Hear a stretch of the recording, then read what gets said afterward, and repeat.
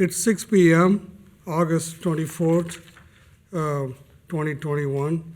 The Board of Trustees of Colerain Township convened today. And Mr. Baker, roll call, please. Mr. Unger? Here. Mr. Rajagopal? Here. Mr. Waller? Here. Mr. Mills? Thank you, Mr. Rajagopal. Good evening, Board of Trustees. I recommend that the board go into executive session in accordance with Ohio Revised Code, Section 121.22G2, to consider the purchase of property for public purposes. Also, in accordance with the Ohio Revised Code, Section 121.22G3, to discuss pending or imminent litigation with the township attorney. And also in accordance with the Ohio Revised Code, Section 121.22G8, to consider confidential information relating to specific business strategy and discuss negotiations with other political subdivisions respecting requests for economic development assistance. I motion we go into executive sessions as for the items detailed by Mr. Mills. I second. Any discussions? If not, Mr. Baker, roll call, please. Mr. Unger? Aye. Mr. Rajagopal? Aye. Mr. Waller? Aye. So the Board of Trustees will be back after the sessions, executive sessions. Great. The Board of Trustees are back from the executive sessions. Mr. Baker, roll call, please. Mr. Unger? Here. Mr. Rajagopal? Here. Mr. Waller? Here. Mr. Jeff Mills, anything to report? No, sir, nothing to report. Okay. We have a please rise for the Pledge of Allegiance. I pledge allegiance to the flag of the United States of America and to the republic for which it stands, one nation, under God, indivisible, with liberty and justice for all. Please remain standing, a moment of meditation. Let us continue to pray for our country. Now we are facing another big thing about coronavirus and all this Delta variant, and children are back to school, college is back. Let's pray for safety for all the people.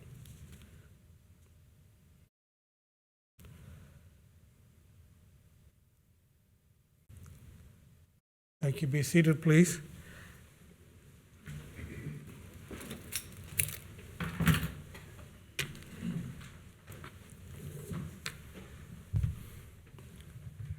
The next on the agenda is Fiscal Office, approval of minutes. Good evening, Board. As you're aware, I was not present at the August 10th meeting. However, we have prepared the minutes. They have been sent for review, and I would just ask for the Board to approve the minutes of the regular meeting of August 10th, 2021. I motion that we approve the August 10th, 2021 minutes. I second it. Any discussions? They were prepared by Jeff Weckbach. Thank you, Jeff. All right. Roll call, please. Mr. Unger? Aye. Mr. Rajagopal? Aye. Mr. Waller? Aye. Excuse me. And that's all I have, Board. Thank you, Mr. Baker. The next on the agenda is public hearings.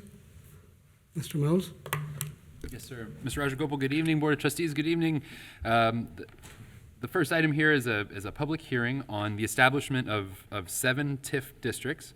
5 of the TIF districts are considered residential TIF districts, and 2 of them are considered commercial districts. We're talking about districts that would cover new development in our community at Lake Gloria, Abbeytown, Dunlap Grove, Zillig, Crosley Meadows, Hunters Ridge Phase 2, and Copper Creek. We included maps of the proposed areas in the trustees packet, and the purpose of the public hearing tonight is to get input from residents on the establishment of these TIF districts. Typically, public hearings are a sort of one-way street. It's we gather information and feedback from residents. If it's the desire of the board in the future to do sort of an in-depth presentation on what a TIF is, how it works, all that, we'd be happy to do that in sort of a work session format. If we find that is a a helpful thing for the board and the community. But again, the purpose here tonight is to take input from the residents, and I believe that this will be coming back at the end of September for consideration and action by the Board of Trustees. So do we need a motion to open a public hearing? Yes, sir. I would motion that we open up a public hearing on the TIF districts that are in the agenda this evening. I'll second that. Any discussions? Mr. Baker, roll call, please. Mr. Unger, Aye. Mr. Rajagopal, Aye. Mr. Waller. Aye. Thank you. Go ahead. Okay, at this time, anybody who would like to speak at the public hearing, would you please stand and would you swear them in? Sure. Please raise your right hand. Swear to tell the truth, the whole truth, nothing but the truth. Very good. Okay. All right, so it looks like we have three that would like to speak. Mr. or Mrs. Fiedleday or Mr. McVeigh?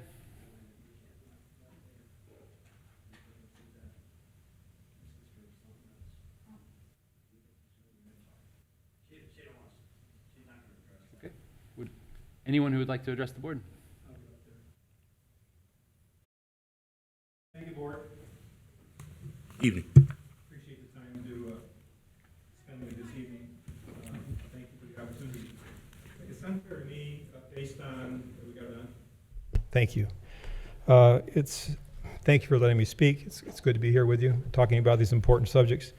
It's not clear to me from the information that was shared what the funds that are going to be generated in this TIF are going to be used for. And I'm also unclear about the resolutions that are going to be required. I did note that the school board already has approved these 7 TIF resolutions, and I looked at those. And the confusion I have is around what's been shared here by the staff, that we're going to use this to provide important township infrastructure, critical services, and staff that the staff has brought forward. In the documents that were shared with the school board for each of the 7 TIFs, it says these monies are expected to deliver certain improvements, including new single-family developments and related improvements, infrastructure and traffic capacity. That's one. Another one says, this would be Crosby Meadows, that the development of the exempted property TIF is being done in order to induce the property owners to develop the exempted property. And it goes on and on. So most of these things are already in place, so I don't understand what inducement the TIFs are providing. So that's not clear, and it wasn't, and I'm surprised that you don't have some preliminary resolutions as part of the packet. I know it can get kind of wieldy, but you did ask the school board to approve resolutions, and I think you obtained their approval to these. So what are you going to do? What are you going to do with the money? That's the question. And we don't expect to be installing driveways in Zillig's property. The guy at Abbeytown has already got approval. He's paying for his own streets and sidewalks. I think that's the same in Dunlop. And I think that's the same in Crosby Meadows. I'm not sure about Hunter's Ridge. Copper Creek, I mean, that guy's been out there for over a year. He didn't need the inducement to get there. He's in spot. And we've got people who are building there, $600,000 homes, $400,000 homes. So I want you guys to tell me that you're not going to use this money and put the money in the pocket of these developers. Now that's what we did with the Kroger TIF and the Rumpke TIF. And I'll remind you guys who are running that those are the issues that cost the 2 people that you beat out of the office their positions. Taking township funds and giving into a business to invest to reduce their costs, okay, so that it give them a higher rate of return. So it's not clear to me, guys, and you haven't said what you're going to do. I might have heard peripheral comments around sidewalks, streets, lightings, and that kind of stuff, and I've heard those words, but I don't see that here or any clear commitment. Do you guys have any idea how much money is going to be generated? I mean, how can you approve something if you don't know how much money is going to be generated? We'll address this stuff later. This is just your turn to So you speak. do know how much money is going to be generated. That's just a nod. Yes, you do know how much money. Yeah, but Okay. this is just for you to give input right Yeah, now. right, so, but you do know. If you don't, okay, it wouldn't be uncommon. So, but we need to know where the money is going. And you guys who are running for office need to be clear. This is what cost Interhees and Ritter the seats you guys are sitting in. The other thing I want to have you guys understand is, this falls under what you guys would call as economic development. And Matt Woolert, in a past setting, said that he wanted to get into a discussion of what economic development means to everybody. And he and I have had that little conversation as well. But in these housing developments that you're talking about here, that if you do the math, they won't pay, their taxes will not pay the costs to put these students through school. They'll run short. It costs about $9,500 a year to put a student through Northwest Local School District. And about 57% of that cost we pay for. The state pays for the rest. So $1 million investment brings into the township about $500,000 a year in new money, and to the school district about 3 times that, $1.5 million. Well, the numbers don't add up. So reasonable, if you assume that in these developments, there's going to be a couple hundred kids that are in the development, and I exclude Lake Gloria from that because we don't know who's going to be in there. If you take some national averages around 1.4 students per household, and you take the numbers that I talked about, at the peak, this stuff's going to cost the property tax people another close to $1 million a year. So when you're talking about economic development, to me that means that some of the numbers add up. Now, I've been in some school board meetings recently, and they're right in the middle of pulling together some facilities studies. And they have in front of us anywhere between $140 and $200 million in costs to renovate and improve our schools. That's what they've got flushed out there now. They're still working through it, but that's the range. They also have on the docket quite likely another levy that's coming out in 23, 24. So what I want you guys to think about and to really bury down into the question that Matt has asked is, what is economic development? Because what you're posing here is going to cost the taxpayers money. And importantly, if any of these funds are going into developers' pockets, okay, guys that don't live here, we're just here to make a buck, okay, it doesn't make sense. And that's going to be very troublesome when you run for election. Thank you. Thank you, sir. Thank you. The next one, public. Bernie, you want to? I think only 3 people. Yeah, Bernie and his one. Huh? Bernie, would you like to talk? Yes, sir. This public hearing. This about the TIF. Excuse me? Okay. Just the the hearing TIF. about the TIF. This is just the TIF part, Bernie. If you've got comments for the public session, that's another. That- We're still sworn in for the discussing the TIF. Yeah, this is for the TIF, right? Okay. Right. The headline on the TIF in the public hearing is an increased focus on economic development and township prosperity.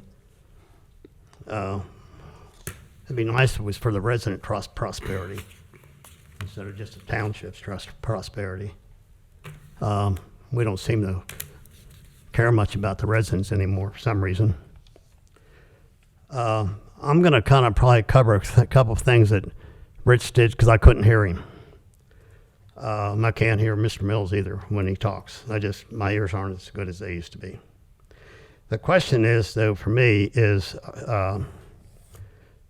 and someone needs to answer this question for me. We're going to take the tax dollars from the development and whatever the school would get, however we do that, if we give them 100% of their, how's that divided up is my question.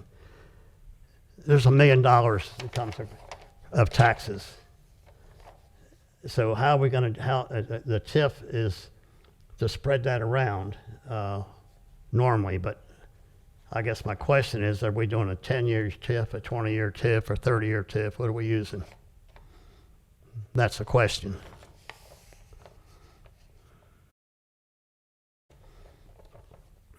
This is a public hearing, Mr. Field. Bernie, this, I expect an answer. Somebody. Dialogue, it's a monologue. Jeff, let me answer, please. Thank you. What is it? Sir, this is a public hearing, and I've never been to a public hearing. where okay, you we didn't get want you to response. talk as much as you can, and about this, your opinion on this topic. It's not my opinion. I'm asking Oh, a question for an answer. your questions. So it'll be answered, your questions, after the hearing is over. Okay? When's that going to be? At the end of the meeting? No, it'll be Or item right 9. away? It'll be item 9, administrative reports. Okay. Jeff will. I do it. guess my question is, though, who gets the money? It's a TIF, they get their share, and if it's a 30-year TIF, they get, Mr. Mills said he wants to make them 100% whole. That's what you said before. So after what's left, I guess we can do improvements. How many of the improvements, though, are going to the current developments or developments that will start that are listed on this list right here? How much of that money is going to that developer? That's a question. How much is left then for things that we may want to do, meaning the township? The bottom line is the residents get zipped. We don't get nothing. Schools get it sooner or later. In a township, if you do a 30-year TIF, the township's not going to get anything out of it. You're not getting any money. You're going to get, maybe if you take it and you put it in a street for the developers, you got that money. You're not going to get your normal. County won't get theirs. So if it's a 30-year TIF, everything, we ran across that. That's why we never did do that long-term TIF. We always did a 10-year TIF. So in 10 years, it was paid off. 75% of it went to the development. Their 25% went to the township, county, and school district. That's when we did 10-year TIF. That's what Stone Creek was when we were done with it. We had $1.7 million left over. That's a good TIF. I guess the whole thing is y'all look at me like I got two heads. I think you need to explain to everybody then what kind of TIF's this going to be. And then we also should be able to answer, if you say X, we should be able to say, well, what about this? Should be able to answer damn questions. Excuse my language. I see everybody kind of shaking their head a little bit and whatever, but this is a public hearing, expect answers. I do have, and if you're going to swear us in, you need to swear him in, him, and him. They're not immune to this, telling the truth. You understand? You understand? Thank you. Okay, who else, the next, wants to talk about this TIF? I don't think there was anybody else. If not, I'll have a motion to close the I public. motion that we close the public hearing on TIFs. I second it. Any discussions? Okay. And I think we'll all each provide answers to some of the questions. The nature of the public hearing is for the public to state their opinion, and certainly we will provide a response. And for the record, we're sworn in when we're sworn into office, but I have no problem with swearing in again if that's what you want. Okay, Vote. we have We have a motion to close the public hearing. Mr. Baker, roll call, please. Mr. Unger, Aye. Mr. Rajagopal, Aye. Mr. Waller. Aye. The next on the agenda is presentations. Yes, sir. I'd like to begin the presentations this evening with Chief Walls and the introduction and swearing. I'd like to begin this evening's presentations with a presentation by Chief Walls introducing and swearing in a newly promoted employee. Chief?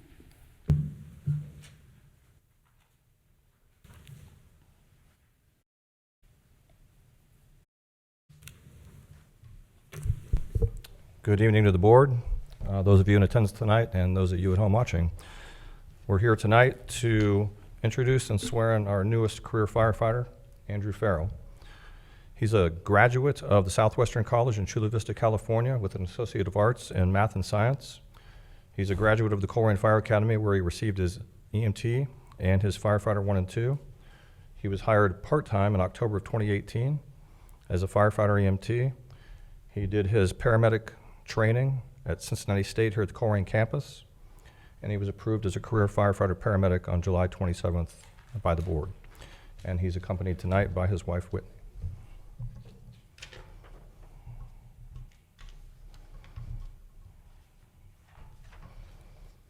Andrew, raise your right hands. Say after me. I state your name. I, Andrew Farrell, Do solemnly swear do solemnly swear that I will uphold the Constitution of the United States of America, that I will uphold the Constitution of the United States of America, the Constitution of the State of Ohio, the Constitution of the State of Ohio, and its bylaws. and its bylaws. I will abide by the Colerain Township Department of Fire and Emergency Medical Services, I will abide by the Colerain Department. I will abide by the Colerain Fire and EMS I will abide by the Colerain Fire and EMS mission statement, mission statement, values, values, code of ethics, code of ethics, standard operating guidelines, standard operating guidelines, and the township's policies and procedures. and the township's policies and procedures. And I will faithfully discharge the duties of firefighter paramedic And I will faithfully discharge the duties of a firefighter paramedic in Fort Colerain Township, and in Colerain Township, Hamilton County, Hamilton County, State of Ohio, State of Ohio, to the best of my ability, to the best of my ability, so help me God. so help me God.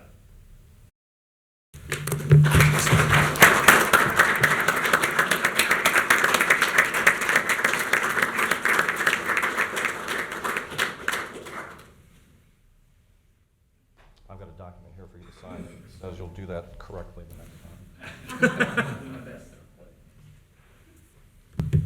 Thank you for your service. Welcome. Thank you, sir. Congratulations. Welcome to our department.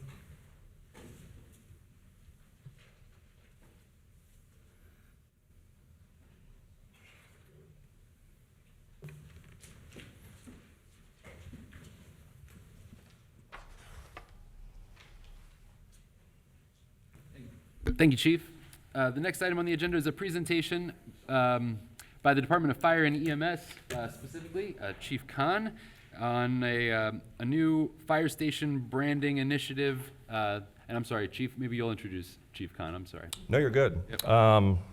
Yeah, so we're here tonight to talk about station branding. And I think, as most know if they don't, there's far more intelligent people at the fire department than me. And so tonight we have Battalion Chief Khan, who's going to talk about our station branding process and how we got from point A to point B. If at the end of the presentation we all agree it's as great as we think it is, he and others are owed the credit. And if otherwise, I'll take the credit for it then. Chief Khan? Thank you, Chief. Thank you, Board. I guess Chief Waltz can also take the blame, too. So, we started a program here a couple years back called an MVP program. That was our mission, values, and pride. We wanted to be a mission, values, and pride-driven department. Part of that, one of the things we identified was that each of our stations serve a unique area of the township. And each of those stations just didn't have a whole lot of identity to them. Everyone knew that there was a Dunlap station, there was one out by the water tower, people would say. But we wanted to really tie our stations into the community a little bit better. We wanted to create this pride and ownership and make this a truly MVP organization. So Chief Walls tasked former Assistant Chief Burns with this process. When he left office, he turned it over to me, and what we did at that point in time was we really let the crews drive this whole process. We gave them some guidelines. We said we want to give each one of our stations, we have 5 stations, we want each one of our stations to represent the community, to give an identity to the personnel that work there, and each one of the station captains then took it to their lieutenants, and then took it to their firefighters, and from there, well, I guess that was my over. That wasn't supposed to be on there. So I did a voiceover, and I tried to just cut and paste some of it. So that's what that was. So without further ado, I guess we'll go ahead. But yeah, there it goes again. So what happened was the captains took this to their lieutenants. The firefighters started brainstorming. They threw some stuff together, and then we got together with a retired firefighter from Northern Kentucky who was one of our friends who does graphic design. We told him what we were looking for, and since he knew firefighters and the way we think, he threw some things together for us. And along with our administration and Mr. Weckbach and Mr. Mills, we would like to present that here tonight. So our first one will be Station 25. Station 25, we're using, this is a helmet shield shape on this. We wanted to identify with the Northgate station, or Northgate gate. So we have the gate there for the gateway at Colerain and Springdale.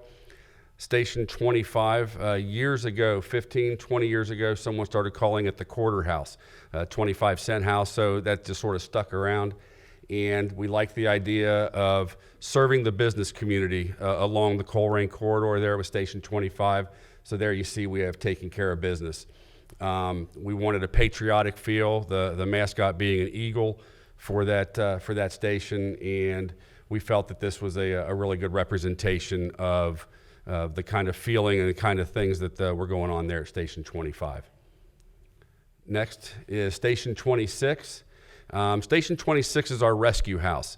Firefighters, when we think about rescue, we think about someone who is burly, does a lot of physical work, just a muscular bound person, and nothing represented that more than a gorilla, a silverback gorilla. Along with serving the Groesbeck area, Groesbeck being a German word for something large, they thought that fit right in with the mascot of a silverback, along with using a Germanic or a Bavarian type of font with everything. They are the southernmost fire station, so they like welcome to the south side. And since a lot of times we have zoos and gorillas being found on reserves, and we have Farback Warner Preserve, they wanted to call it the Groesbeck Preserve. Our next one is Station 102. Back 30 years ago, Captain Rui had found some paperwork that was from 30 or 40 years ago, and it had this mascot that was being used for Station 40.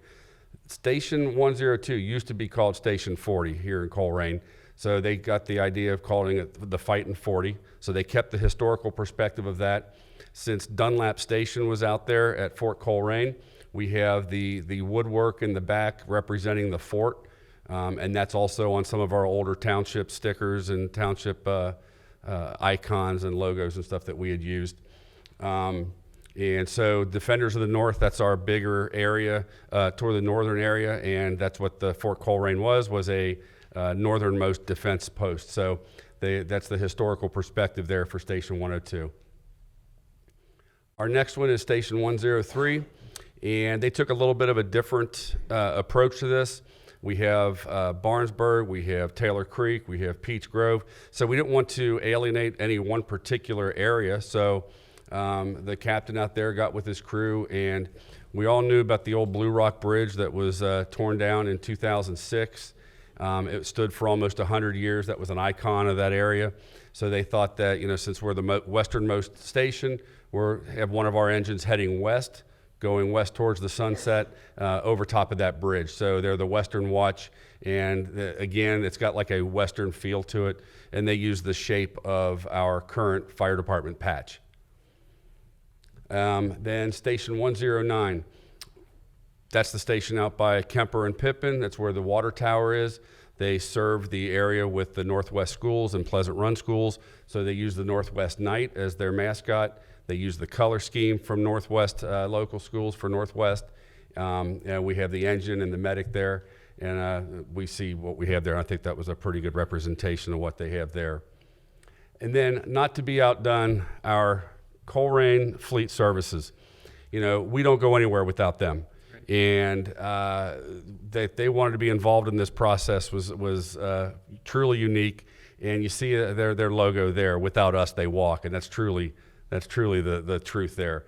So they, again, I think our artist knocked it out of the park with each one of these stations and with the mechanics there. So one last thing I wanted to add to it was I wanted something special put onto these. And if you've ever heard of an Easter egg, I asked the artist to throw some Easter eggs in here. And an Easter egg is something hidden, some type of a hidden meaning within the artwork or within a program on computer programming. So he went back and he put a couple Easter eggs in that I asked him to do. So here we go on station 25. On the eagle, on the crest of the eagle, there's a palm frond. Lieutenant Charles Palm was killed in a fire, or after a fire in 1977.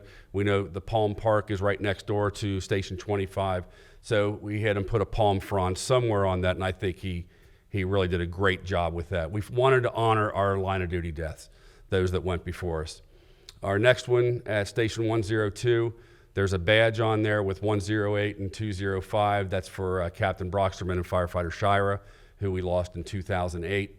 And then at Station 26, the thing on the helmet, little badge on the helmet with 1964, where we lost Captain Hammett and Firefighter Price at the Western Cabinet fire. So when I talked with the artist about this, and he hid those things in there in plain sight, this is a way for us to stimulate conversation and always remember our fallen.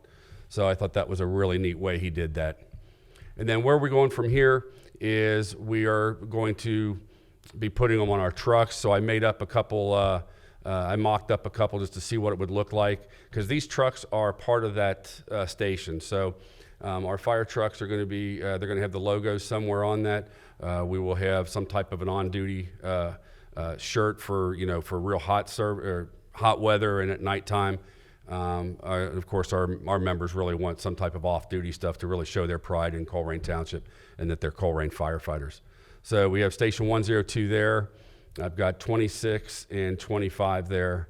And then on the last two, we've got Station 103 and Station 109. So we're really excited to get started with this and start getting this out. I've been talking with Mike Adler with Fleet Services, and he's already got he's on top of it. He's already got the vendor getting ready to make up we just got to figure out where we're going to put everything. And then from there, we'll see them on our stations, and we'll probably see stickers and stuff like that too. Just again, it's engaging our personnel, really truly living that fully involved, fully engaged, and getting people involved in our department. So there we go. Thank you for giving me the opportunity to present that, and thanks to Chief Walls. Chief Cook started it back in 17, but Chief Walls for forwarding this on and letting me participate and take this on.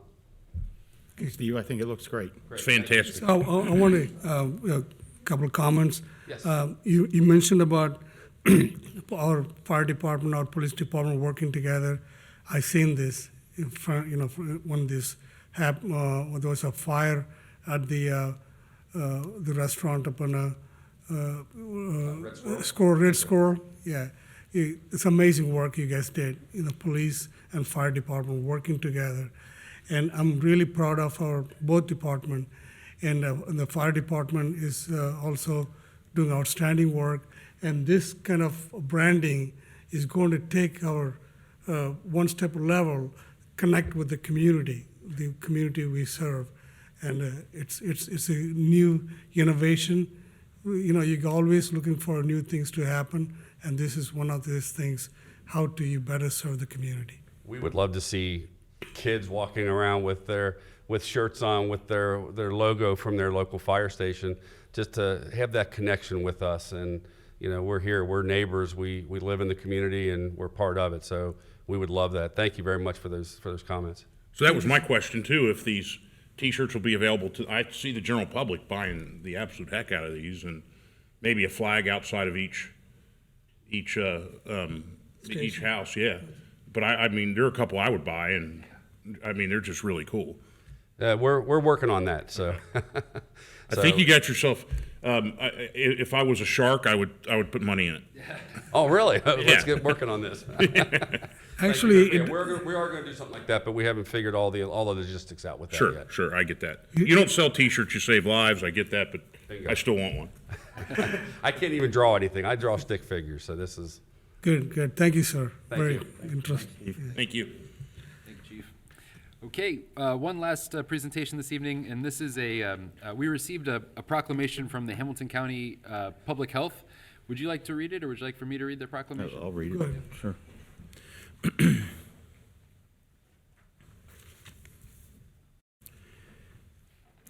Hamilton County Public Health Proclamation.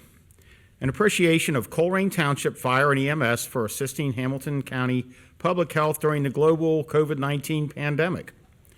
Whereas the global COVID-19 pandemic challenged Hamilton County and Hamilton County Public Health to develop and implement strategies to prevent infection and keep residents safe from disease, and whereas one of the key pandemic mediation tactics was the fast identification, setup, and operation of sites to provide vaccine for the citizens of Hamilton County, and whereas Hamilton County Public Health and the communities it serves worked throughout the pandemic to bring life-saving vaccinations to locations and people throughout the county where Hamilton County citizens could best be served, and whereas Hamilton County Public Health has received tremendous cooperation, volunteerism, and sharing of community resources from the communities it serves, and whereas Hamilton County first responders, citizens, organizations, businesses, officials, and communities are now recognized for their support of vaccination clinics to serve residents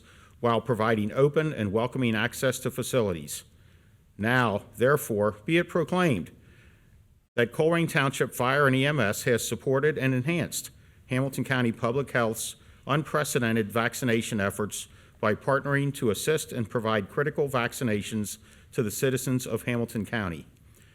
Be it further proclaimed that the Board of Health of Hamilton County Public Health recognizes Colerain Township Fire and EMS for its ongoing support for the health of Hamilton County citizens and for looking forward towards ending the COVID-19 pandemic.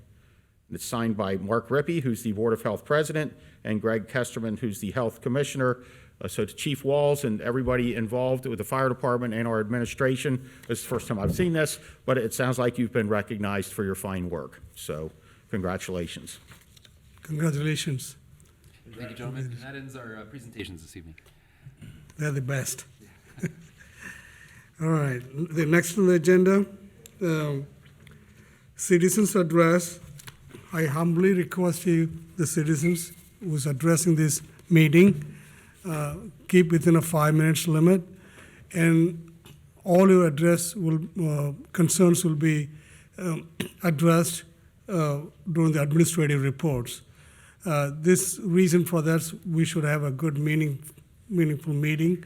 We need to continue the meetings. So sometimes in the future, you go ahead and email by Friday, so your answer will be prepared promptly. If you could email by Friday. So I'll go by the list. Like again, please keep it within a 5 minutes.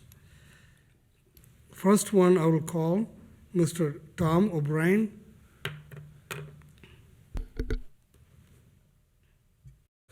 How you doing, guys? Good evening. Good. I've got one statement and one question. Let's get the question out of the way first. Dunlap Grove. Does anybody have any information that I could, or a point of contact where I can get information about what is it really? I've heard it's going to be condominiums, land-dominiums, townhomes, some of that. So somewhere I can just get a little more information. I was talking to the guys that built it, but they don't really know that much. So if there just some point of contact where I might even want to buy one of them if it's the right thing. So if somebody can do that. Sure, thanks.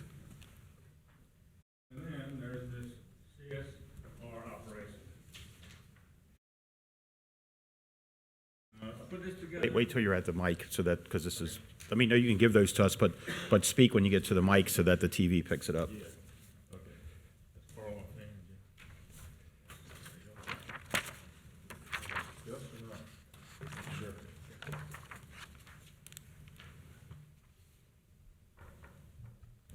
Okay. I put this together after golf today, so there are some misplaced words. There's spell check, so everything's spelled right, but just some words in the wrong place. So you have to forgive me for that. I recently felt the need to use the CSR system, as I have done several times in the past. This time I was prevented from airing my issue/concern. In the past, you could, if you were so inclined, remain anonymous. It never has been easy to submit to CSR, but it at least was possible. Things have changed. You can no longer just go online and fill out a CSR and use that number that is issued in order to track the process of the issue at hand. To get a CSR number that can be used to track the situation, you can call a phone number, get recorded statement, which instructs you to explain the situation, and someone will call you back with 24 to 48 hours. Well, I tried that. Nobody ever returned the call. So, number one, every time I call the message says, we're not here right now. We're away for lunch or something. But it seems like that is not a manned line. It acts like that sometimes somebody's going to be there to answer it, but I don't believe there ever is. The next option is to, as instructed in voice statement, to go to Google, do a Google search to find out how to submit a CSR online. You must then create an account by giving up your email address and create a personal password before you are allowed to communicate your concerns. Some people do not want to give out their personal information, such as email addresses, and do not need another password to have to keep to track. I, for one, have too many passwords as it is.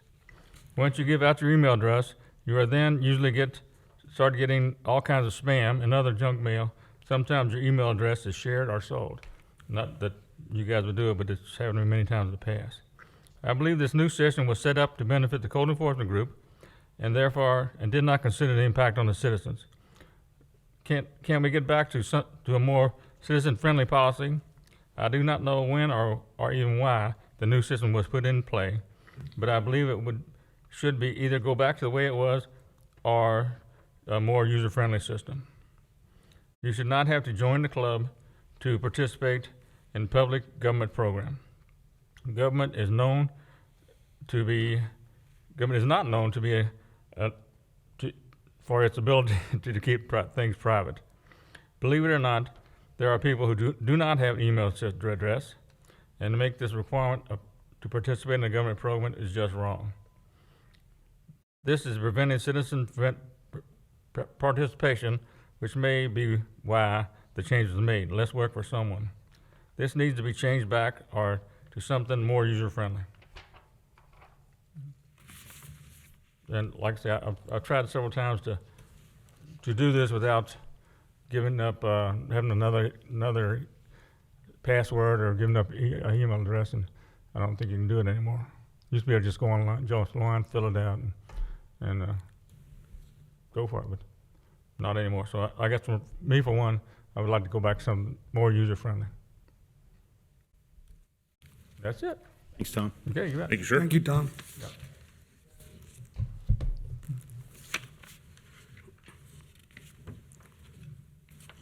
The next on the list, Mr. Chris Green.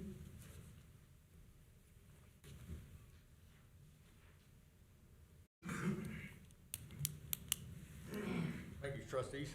Hello, Chris. I'll probably go over my time limit because I got two big items I want to discuss. One, back in May, I got an email from the township wanting me to do a Veterans Day parade for the township under the Colerain Veterans Memorial. I agreed to it. We've had 2 in-person meetings. Matt Wallert was there, myself was there, Twana, and Lieutenant Phillips. Everything was going good up until the other day. I got an email from Twana requesting a bunch of information. She didn't want the township to be involved in it, wanted me to get insurance and everything. I called Jeff Milch, asked Jeff Milch if I had to put the township on the insurance policy. He said no, they had their own insurance. I called Chief Denny, he said no. I get an email from Twana, I had to put the township on it. That's not a problem. Problem I got is she wants all the footwork I've done, all my paperwork I've done, and she wants it in, she wanted a copy of it. I emailed it to her. She emailed me back and she said, this ain't good enough. I want it in a Word format so I can change things as I need it. You need to change something, call me, I'll change it. Then she sends me an email. She wants a list of all my volunteers. I sent that to her. She emailed me back. She said, this ain't good enough. I need their email and their phone number. I'll be damned if I give you my email and phone numbers of all my volunteers. The township don't need it. The township don't want involved in it. If you want to do the parade, you do it. I'll step out. Ever since I started this veterans thing, I've got roadblock after roadblock after roadblock. Who runs this township? You guys? Jeff? Twana? Who runs it? You know, I'd like some answers. Why do you need my phone numbers and my email addresses of my volunteers? And I'll tell you right now, I called one volunteer, Keith Moppin. He said, if you give them my information, I'll never talk to you again. You damn sure ain't getting his information. That's a fact. So why do they need my volunteers' information? If the township don't want to be involved in it, let me do the parade. If you want to be involved in it, you do the parade.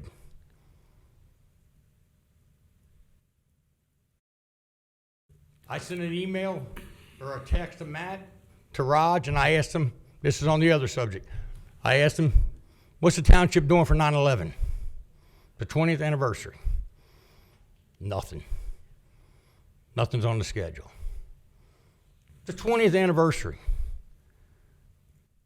9/11 changed this country drastically. You know, everybody's divided now. You know what I want to see? I want to see 9/12.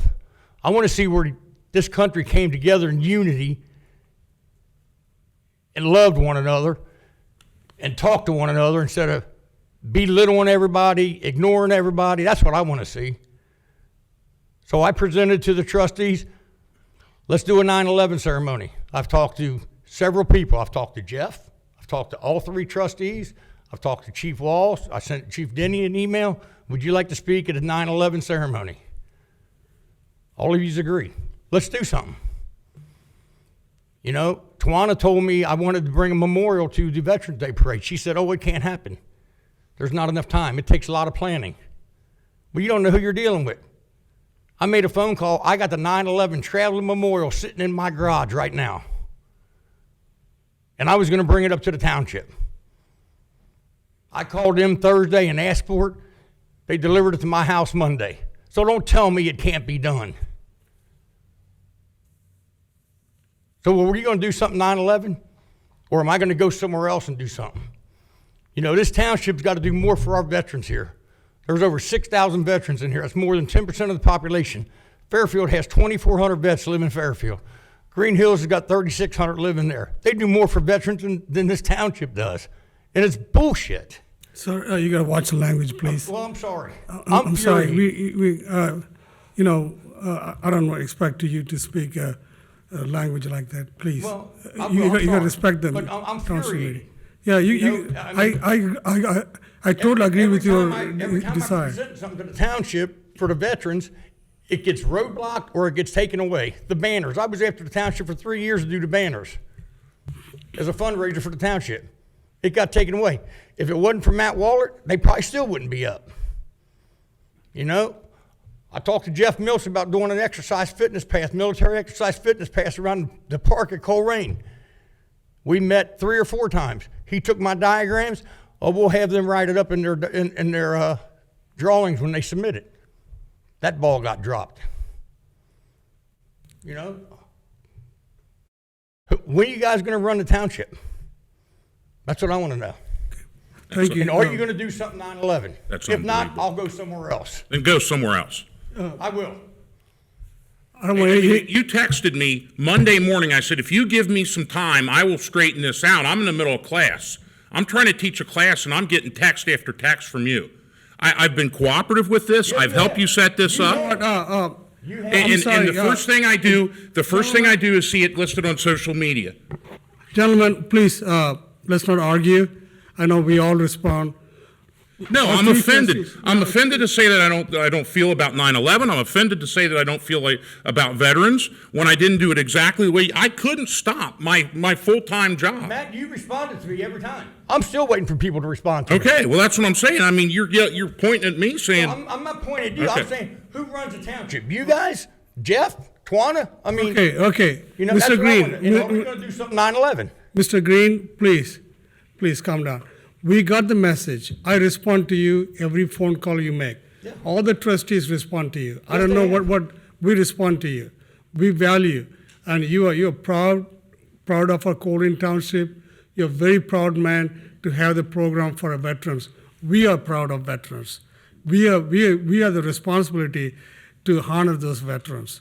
So we will talk about this. You know, thank you so much for doing all this event to respect our veterans. So let's not argue here. This is not argument place right now. We need to conduct the meeting, and we'll talk about this with our administration, what we can do.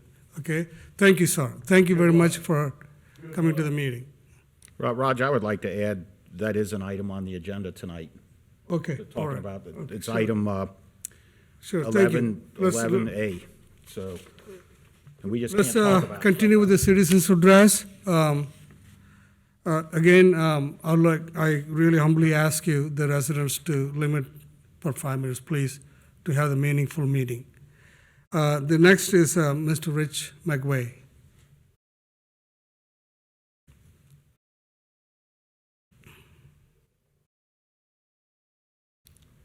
Board, it was good to see the firefighters and EMS recognized for that good work around vaccine I talked about in the past. You know, they're doing good work, and it's great to see the health department recognize them. And I'm proud that they're here. I want to talk a little bit about the branding exercise. I like Chief Walls and Assistant Chief Khan and the firefighters and what they do. The point I make on this branding is that you guys need to get on the same page.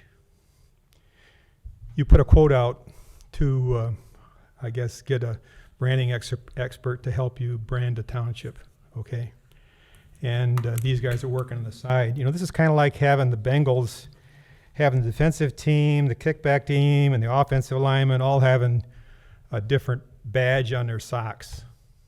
Now, I can appreciate the stuff that, you know, that's brought up this and the ownership they have in the township.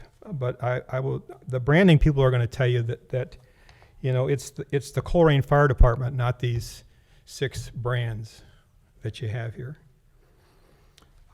So I appreciate what the firemen do and the chiefs, and I know they put a lot of work into it, but you guys aren't on the same page.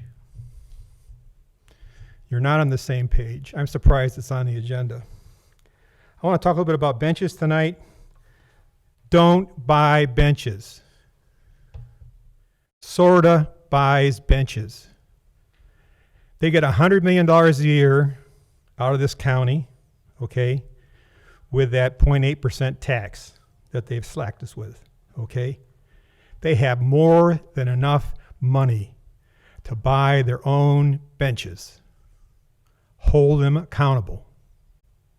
You know, some rough calculation would be that sales tax revenues from our township, from residents alone, okay, not alone business, they're giving these guys a $1.25 to $1.75 million a year that are coming out of our residents to sorta. And we don't have that many people riding buses. The other thing I would say is, you guys are worried about trash. I know it's high on your priority. And I want to thank Stephanie Wright for helping it to get there. I mean, she's taken some heat from people because she keeps posting it, but I assure you, if she wasn't posting it, it's pretty obvious something wouldn't be done. We have at least 30 spots where buses stop on Colerain Avenue. You're paying people to pick up that trash. Most of it's around the bus stops. bill sorta. It's their problem. It's not my problem to spend money to fix a mess that sorta is created. They should buy benches, they should buy waste receptacles, and they should clean up their mess. And if you guys had backbone, you would do something about it. You haven't done it. You haven't done it. You're spending our money. That's not getting sorted to do their things. I want to talk a little bit about the comprehensive plan that you have here tonight. It's an important document. I don't know if you've looked at it in its entirety. I don't know if you know how it's changed from the last document. There's a lot of detail there. It's going to drive your zoning code. That's what we have this. That's the next step, okay? So there's a lot of stuff in there. And if you read it, I'll point out one thing for you. If you approve this thing, you guys are approving doing research to have this township become a city. It's in there. I brought it up before around the strategic plan, and now here it is in the comprehensive plan. What are you guys doing? Why are you approving a comprehensive plan that has that kind of stuff in it? I don't believe you've read it. I don't believe you've read it. I don't know if you know what's changed. You're thinking about a shooting range, okay, maybe. You better not do it on East Miami River Road. You declared that area a park in this new plan. We don't need 1,000 police officers running up here from Cincinnati shooting on East Miami River Road, making a big noise. Thank you. Thank you, Mr. Rich. For your information, we applied for the grant for close to $700,000 to SORDA. It's close to getting approved. I spearheaded that program. I met with the CEO. We're going to get the money. We're going to straighten all the bus stop. They're going to build it. And this grant will hopefully be granted in October. So we are getting all this place cleaned up, make beautiful place for the bus stop. Thank you. The next citizens address. Elena?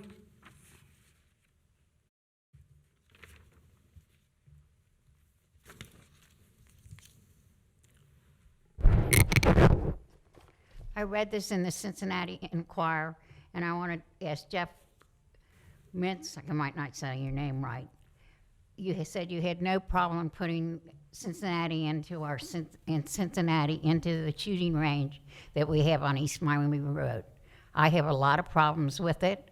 The roads will be trafficked with all 1,000 people coming back and forth. And why are we going to take on everybody else's problems? Let them find a place. We got a place? Because if you put Cincinnati in, pretty soon Delhi's going to ask, can we come and shoot there too? Before you know it, everybody in the world's going to be in our shooting area, and I don't think it's right. It's ours, and I hope all the trustees think about it before you say yes. Thank you, ma'am. The next is Bernie.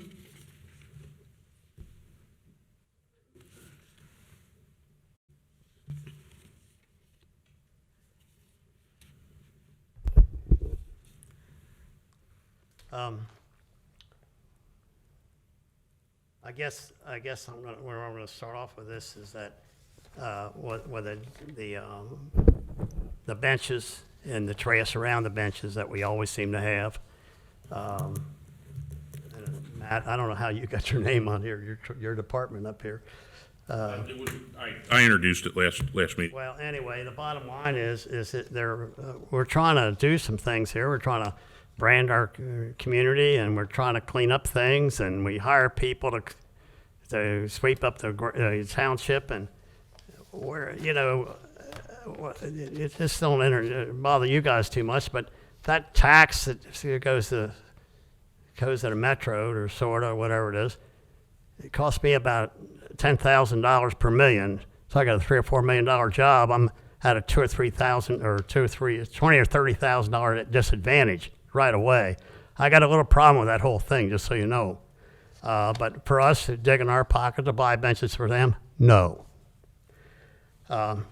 We have a person we hired.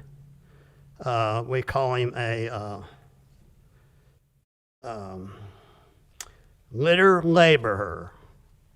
Who ever thought of that? Litter laborer. Don't you guys know how to hire people at all? How about litter control specialist? Real simple. Don't laugh at me. I was just thinking back You're to. just like showing your ignorance. No, I was thinking back to 12 years ago, and you asked the question, don't you know how to hire point people? is, And I was though- thinking of a couple of the people you hired for when you were trustee. That's all. Sorry for laughing. What?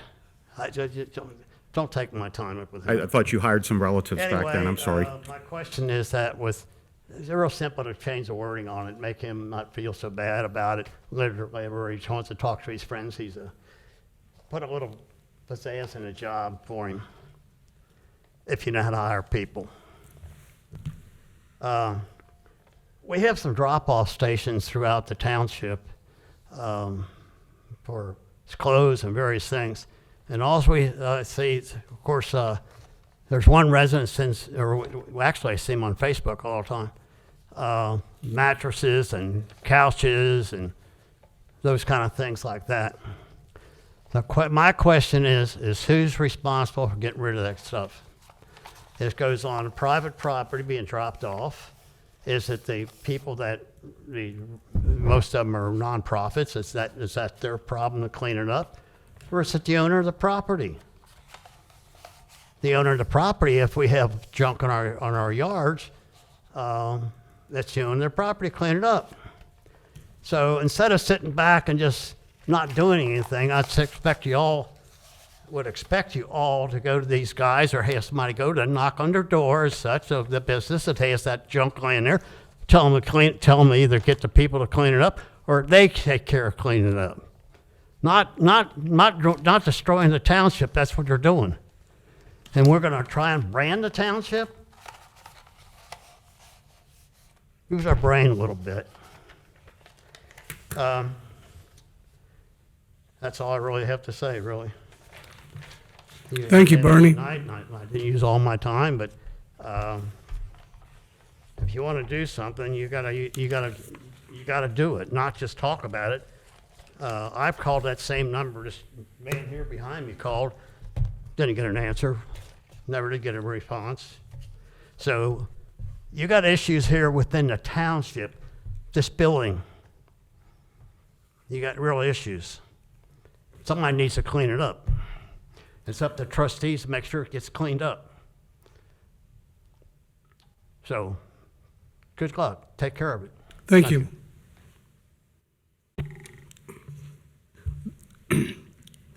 That concludes the citizens' address. The next on the agenda is administrative reports. Mr. Mills? Thank you, Mr. Rajagopal. Let's see, there are a number of questions that were posed in the TIF district public hearing. It may make sense, it's been a couple of years now since we have, in this forum, talked about what a TIF is, how it works. It may make sense to have a work session on that topic in the future that might comprehensively address all of these questions. I can sort of try to one-off each of these questions if you'd like for now, but then maybe put it together in a presentation. Okay. So Mr. McVeigh asked why an inducement would be necessary. And as you pointed out, Mr. McVeigh, these projects are already coming to fruition, and so the TIF is not inducing these projects. The projects are coming, so there's no inducement, and therefore no inducement is necessary. What are you going to do with the money? The Ohio Revised Code specifies all of the uses that TIF revenues are allowed to be used for. And so if your question is what are the universe of things that could be done with it, that's the answer, and it's in Ohio Revised Code. If your question is specifically, what are you going to do with each of those TIF districts, that has not been determined. So it's up to the discretion of the Board of Trustees as to how they want to spend that money. Things that I have heard them say as priorities are sidewalks, particularly to our schools, and an implementation of the Colerain Avenue Corridor Plan, which, like the bus pull-offs and the projects that are identified there. So the universe of things that you can do with it is kind of big. Specifically, we're not there yet. I haven't heard that direction from the board. There's a question about how much money is going to be put into the pocket of the developers. I think the answer is none. I mean, these projects are standing on their own, and all of the benefit accrues to the township and the school district. So I don't think at this point in time there's any money that's being partnered with developer money. Mr. Mills, I Yes. think the concern I heard from both speakers is that somehow the developers would be made above whole from the TIFs. And that's a discussion that's not happened at all. This is for, the ORC reads for a public purpose, Yeah. which is kind of broad, but the public purpose that I'm thinking of are things like sidewalks, ways to enhance the community with the TIF money. So it's not actually going to reduce. Because I could never figure out what the argument was against, will it reduce money? And that's based upon it going to the developers. I think that's where that perspective is, and that is not, absolutely not, 100% nothing the only time we've done that is for the sovereign, and I voted for that, and I viewed that as a public purpose because we were able to negotiate, hey, you build single-family homes instead of large apartment tracts, and we will use some of the TIF funds for the infrastructure with the bridge. And that was the only time that we've provided for a developer, and I view that as a public good because the home values in that neighborhood were increasing and they were going to build the apartments no matter what. But as far as as far as like doing developers doing their job, no. And I think that's I'm sorry to interrupt your report, but I think that's the sense I got from people, and it's not, no, it's for Colerain, whether it's sidewalks or any kind of facility to help, whether it's, park maintenance. We have different things that we can use. I mean, the park attendance may go up as a result of a new development, which would then you could use TIF money and not have taxpayer dollars pay. And that's always been my position, but go ahead, I'm sorry. One comment, Jeff. I agree with Trustee Wallen. Colerain Township needs a new development, needs new homes, price nice subdivisions, because all the meetings I go to, the federal, which I explained to you in the trustee reports, the Colerain, the population is very critical in getting a grant money from the state and the federal. It's very, very critical. And we need to draw the good homes in Colerain Township. The developer, like Mr. Wallet said, the money is not benefiting going to the builder. The money we're getting is going to what you mentioned about sidewalk and all for the township. It's very, very critical. We need to build homes. We need to bring in the new people here, build the population. Okay, now Colerain Township is second largest township in the state of Ohio, and all the grant we are receiving, based on the population we get, the large amount we are getting. So it's very critical, and it's going to help when you get the ARP money. The population is very critical. Sorry, Yes, sir, go no ahead. problem. No, please, that's great direction. So how much money is going to be generated? I don't have a complete number. I don't have a solid estimate on that, but that is coming. That's coming. There have been some moving parts with the county that have changed how that number is calculated. Let's see. What are we proposing that this is costing the taxpayers?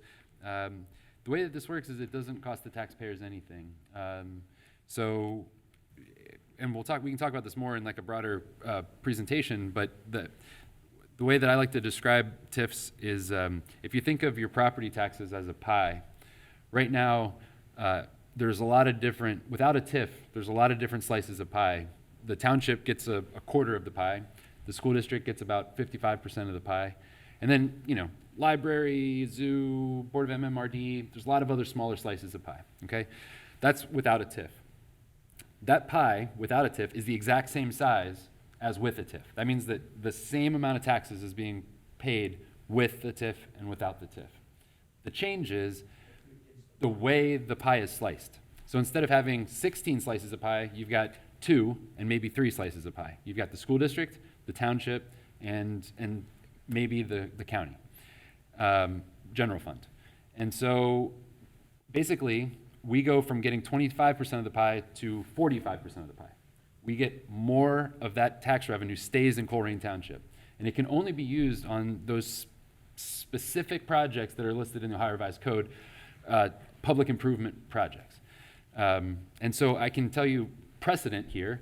At the Duke TIF, we're using that money right now to build out it's coming. We're doing in the design phase right now to put a new streetscape in Groesbeck. And I think it's going to look spectacular. That's sidewalks, street lighting, street trees, all those kinds of things to invest in that community. You know, Matt Waller talked about the bridge at Sovereign. You know, at the Rumpke TIF or the Struble Road Development Corporation TIF, that was a partnership to put in a road that would open up 35 acres to development, industrial development, bringing jobs and new investment. So those are the types of investments that have happened in the past, and what happens in the future is 100% at the discretion of the Board of Trustees. So the answer to the question, what is this costing the taxpayers? It is nothing. Now, the other thing, a logical next step there would be, well, then what about all those people whose pie you ate? Are they getting less? And the answer to that is no, in fact. When you pass a levy, that levy is set. If it's going to bring in $50 million, it's going to bring in $50 million. It's never going to bring in 51, and it's never going to bring in 49. It's always going to bring in $50 million.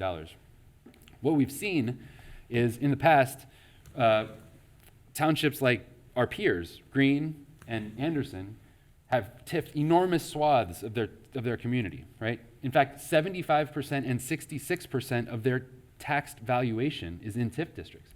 And what that has done is increase the taxes on Colerain Township residents, okay? Because it shifts. If you have to take $50 million for a specific levy and spread that across every parcel in Hamilton County, but all of a sudden you exempt 75% of 2 very large townships, all of a sudden our taxes are going to go up to compensate for that, okay? And we have not done anything about that. So, one could say that by us creating a TIF district, we're increasing the taxes on everybody else. And maybe, but it's such a small percentage. It's such a tiny percentage. We're talking about pennies a year for at the most for people. So anyway, I just want to make, those are some common misconceptions that I hear, and it kind of, I always get frustrated because I'm like, that's not how a TIF works. It doesn't reduce taxes on the property owner. It keeps local tax money here to do local projects, and it really does seem like a win-win, at least as I think about it. Mr. Fieldday asked again how much money is going to the developer. I can't think of a dime right now. I don't think it's anything, and that's again at the discretion of the trustees. Explain what kind of a TIF this is going to be. These are all proposed to be 10-year, 30-year, 100% TIFs. That's the proposal. Who gets the money? Colerain Township, School District, and maybe the Hamilton County General Fund. We'll see. How do the taxes get divided? We just talked about that. So hopefully that answers some of the questions on TIF. I really look forward to having a more organized presentation rather than sort of an off-the-cuff presentation, but that's hopefully that answers questions that were brought up during the public hearing. When it comes to citizens address, Mr. O'Brien, it's great to see you again. CSR, you were talking about your frustration with the anonymous complaints. At any time, call our main number, which is 385-7500. Hit 0 instead of any of the other things. Hit 0, and we have a receptionist and a backup receptionist. This board has invested in having people to man the phone. So if you hit 0, you'll get somebody, and actually you can say, I'd like to make a complaint at blah, blah, blah, blah, blah address, and they will enter it in there for you. So, Okay, but I can't do it for myself. I used to be able to just do it at home. Yeah. At night, 3 o'clock in the morning. yep, you can still do that. It's on, it's CSR, it's service request. You enter it in, you do have to put in your email address. Yeah, so if that's a problem, just give us a call. 3 o'clock in the morning. Well, I'm doing my best thinking. okay, I'm sorry, we do not staff the office at 3 in the morning. Okay, at Dunlop Grove, on our website, there is a link. It has the site plan. It may even have renderings. I think I have your email address, Mr. O'Brien, and I will send you a link to that. Something other than this? I believe it is something other than that. But I'll send you a link, and we can talk about Dunlap Grove. It should be a good project. Yeah, like I said, I'm looking around moving, and if this was hit what I wanted, it might move right there. That'd be awesome. That's what we're looking to do. Provide options for everybody and improve the housing stock. That'd be awesome. Okay, I think that's all the questions. There are a lot of statements. That's all the questions. Okay, unless I missed one, I apologize, but I think that's all I got down here. And that concludes my Well, not so quick. I have a question for you, a couple questions for you. Mr. Fiedler mentioned, and this has been an ongoing problem, trying to address it, the collection bins, and obviously we've heard from legal counsel here that it's a freedom of speech issue, and I get that, and we can't regulate the speech that way. But I did a little bit of with the Delta variant exploding the way it is, and us going towards fall, I did a little research on the idea of does COVID stay on flat, like glass or plastic or steel or cardboard? And there's some data from the Cleveland Clinic and the CDC that in fact that these things, and from the World Health Organization, that these things can be spread through inanimate objects. And my concern is I see these things outside the collection bins. And again, this is not about collection bins per se, it's about COVID. We're in the middle of a health emergency. It would seem to me that the township as a political entity to protect the health and of the township would be able to perhaps work on setting some kind of order where these things are temporarily pulled from their locations, and they could be brought back when we're outside the health emergency, and at that point maybe we can have a license or something for them that has a chain of command.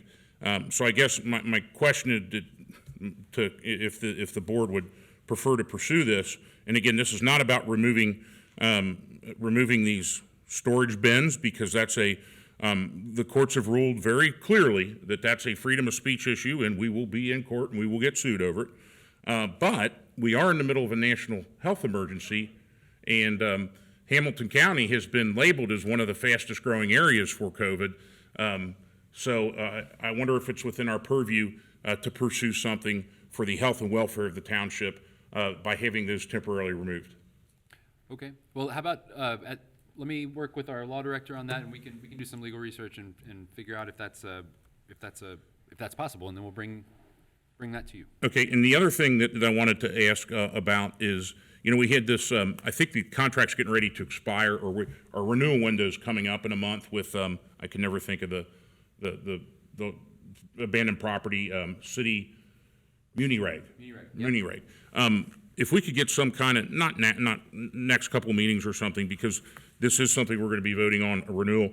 I'd like to see how many people they've pursued, how many people they have I don't know if they have a data dump they can give us on how they're doing.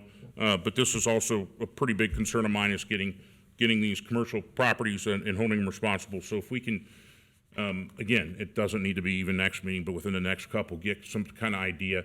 I think the vote is I think it's September or something to renew it for the next year. It's like 60 days or 90 days. Okay. Yeah. Yep. And I think that might be all the questions I had. Oh, the other question is, and I noticed this along the Metro route. I don't know, maybe we asked Metro to put some trash cans. I noticed in the city of Cincinnati, their garbage service empty those cans. But, you know, I don't know that it would solve any problems, but certainly there aren't big enough receptacles at these locations for people to dump trash, and in many there are none. So, you know, I don't know when the grant Mr. Rushbolt's talking about is coming through, but I know that you discussed that too. But you know, I don't want any excuses for people to litter there. Sure. So I don't know if that's something that we can.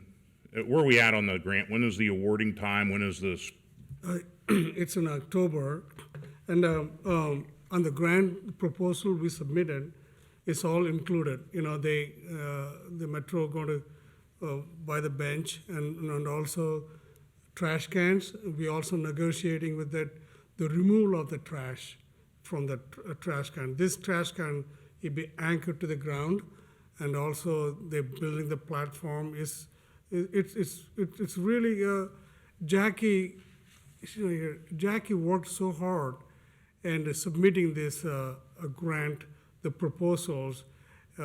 It gives a detail. The bus stop is going to be really good. It's pull out. They're going to put a landscape. They're going to put a lighting. They're going to make access to the handicap people. You know, they can get onto the bus. It's going to be really progress. It looked good. It's going to look good. I'm working closely with the CEO and the vice president of the Metro. So it's going to happen. Like I mentioned, they are going to buy the garbage cans, and they are planning to dispose the garbages. We're working with that, and that application process. You guys, Jeff Mills also worked out. Jeff Weckbach. It's a teamwork they did. Jeff Weckbach, Jeff Mills, and Jackie, and submitted the grant, and they keep in touch with the Metro people. So it's going to be a good thing for our township. Okay, I just wanted to kind of follow up on that, and then benches are on the agenda, so we can talk about that then. Sorry. That's Mr. great. Mills, thank you. Okay, no problem. Chief Walls, do you have an administrative report in fire? I wanted to quickly address the proclamation from the Hamilton County Public Health. And so that proclamation wouldn't have been possible without the hard work and dedication of the men and women of the Department of Fire VMS. Pandemic aside, day in and day out, they work their tails off. And then you throw in the pandemic and the constant changes in PPE guidance, the number of incident responses that we were making, sometimes under austere conditions. There's no way that proclamation would have been possible without what they do day in and day out. In addition, it wouldn't be possible without the support of the residents. It wouldn't be possible without the support of the businesses. It wouldn't be possible without the support of the administration and the trustees. And so from me, thank you to everyone. Thank you. Thank you, Chief. You guys are doing an outstanding job doing this coronavirus, helping our residents. Thank you. And that's all the administrative reports there are this evening. Okay. Thank you, Jeff. Yes, sir. The next on the agenda is the trustee reports. Who wants to say any more? I'll go first. Raj, thanks. Go ahead. Dave. I'd like to respond to some of the comments that were made during the public hearing and during the citizens' address. One of the speakers talked about the school district might have and I wrote this down, a $140 to $200 million building project. I would advise that resident that the school district, at least when I was there, you could only bond out 4% of your valuation, which is why the last round of school construction ended up in the range of $60 million. They would not be able to bond out $140 million or $200 million for that matter, because the valuation of the district is not high enough to allow that unless there was special legislation. So I don't see that happening. The TIFs, we do not put money in developers' pockets. As Mr. Mills said, those are all self-standing, and that money would go to help us build infrastructure around those projects. As far as the SORTA projects, and I'll report this to the other two trustees, and I'd like to remind people, because we have speakers that come in here and ask, well, why don't you guys, who's running this township, who's doing this, who's doing that?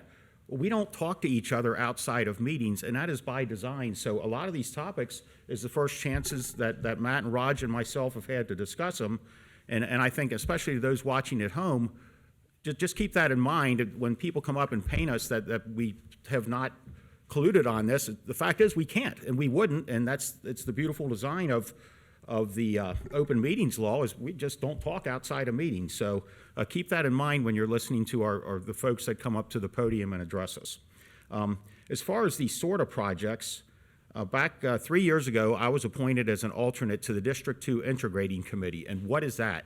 That is a collection of local public officials that has open public meetings, and Denny Connor from Sycamore Township is the member, and I've always been the alternate. I've never been called on to attend a meeting, except Denny couldn't make it Friday, so I went to that meeting.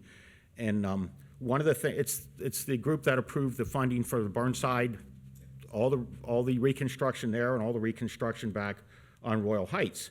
And they did mention at the meeting that SORTA has contacted the Integrating Committee, and those projects will have to be approved by the Integrating Committee before those grants are awarded. So to Matt and Raj and our administration and all those who were, and Jackie especially, because it's my understanding that Colerain Township is the only one that filled out the documents correctly. And so we stand a pretty good chance of being at the top of the list to getting those projects approved. And to everybody who's worked on them, a great thank you.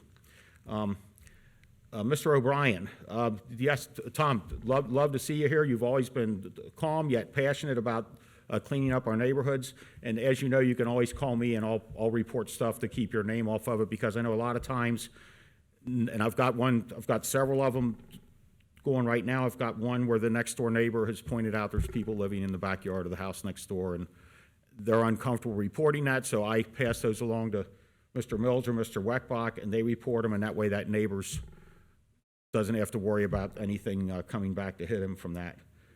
We do not sell email addresses, and like I said, and the other trustees too, we all take calls from people and pass them along to our administration to get things cleaned up.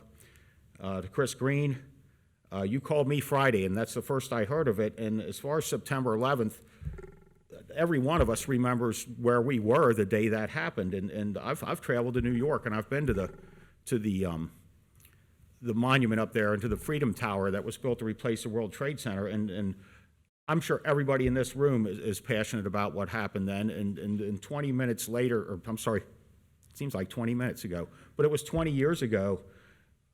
Every one of us is still very passionate, and that wound is still fresh, and it won't be in my lifetime that I'm able to forgive the people who did that, and that's just me.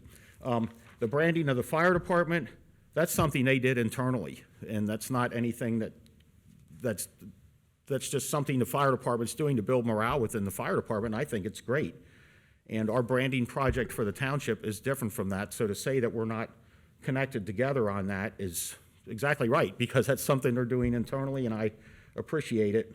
Well, you're trying to get me to take the bait on this, and I think I'm going to. I think Matt Wallert and Raj and myself and Kathy Ulrich, who's sitting out there, we do have backbone, and we're willing to put our name out in front of the voters and see what happens. So for a resident to come in and say that we don't have backbone, that's the rantings of a crazy person, because we do, and it's something to run for office. I absolutely love it. I love the community engagement. I love the people who call me and say, "Hey, Dan, way to go." I like the ones who call me and tell me that they don't think I know what I'm doing. The filing deadline for this year's race, and Raj is running and I am, and Kathy out there is too. What was the filing deadline, August 4th? And I'm stunned and amazed at the people that are regularly criticizing us, yet none of them put their name in to run for trustee. So I think the backbone is all sitting up here at this table and out there in the audience with Mrs. Ulrich. So I did take the bait, and I thought I handled it. Did I do okay with that? You know how to count the two. So research to become a city. It's good to have that answer, but I will never support being a city. I don't want to be that, so to think that we're on board with doing that, that's not me. The shooting range. I think the county can do that if they want to, regardless of what we have to say, because they already own the property. And, you know, people complain we don't have enough police. There'll be a lot of police coming in and out of the township. So I'm sure we can have an influence. I'm sure we can have an influence on the design or what ultimately happens, but that's county-owned property is my understanding, and they're going to do what they're going to do.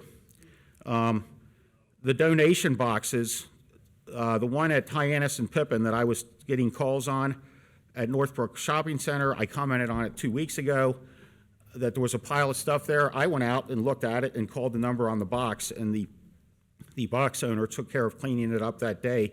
I was past there the other day, and that box is gone. So I didn't see anything piled there. I guess removing the box solved the problem with people leaving stuff there. The comment that we don't know how to hire people, I apologize for laughing, but it reminded me of something that happened with a previous board of trustees, and I've never, ever, and would never hire a relative. And I've always looked at the names of people we're hiring, and if it's a relative, which I don't have any relatives that work here, I just wouldn't do that. What are we gonna spend TIF money on? You know, these projects have not completely come through to final development, so we don't know how much money those projects generate. And this board does not spend money on things that we don't know how much money there is, and that's why under this board, you are going to see the general obligation bonds that are held by this township are paid off by this December, and that is the accumulation of years and years of previous boards of trustees going out and borrowing money. Yes, we could go borrow some money, but that's not who I am. I don't like having that debt, and I think there are very few municipalities that have the low debt that we have. And if I'm not mistaken, those are paid off by the end of December. And congratulations to Matt and Raj and the former trustee, Greg Insko, and other trustees who have held the line on spending money we don't have, and those bonds will be paid off. I think that's about it. So, thank you. Sure. Let me follow up first on the shooting range, and this is information that Mr. Unger doesn't know. The last time I spoke, I've spoken multiple times to a couple of commissioners regarding the shooting range, and they do own that property, and in terms of leverage, I don't know how much we have, but I made it very clear that that our support for anything like that would be based upon what the community said. And I know that I talked to Mr. Mills a couple times, and I wanted a community hearing, and at one point I think they contacted Mr. Mills and said, well, we have some renditions, let's have a community hearing, and I think I sent you back and said, no, we want everything final, what it's going to look like. And I think that we haven't heard back since, I don't think, because I don't want we think it's going to look like this is what we want to do, and then I want the public to then have the public hearing, and I'm Switzerland. I want to do whatever you guys want to do on that, but as far as terms of leverage, in terms of saying no, that's difficult to do, but for us, but it's actually in your hands. Because if people are against it and they show up at the public hearing, then I think the commissioners are less likely to want that. Just a reminder, everybody's back to school. Again, please be safe. Please, I know that, Chief Denny, do you have a chance to talk to bus drivers so that we have we had any problems yet?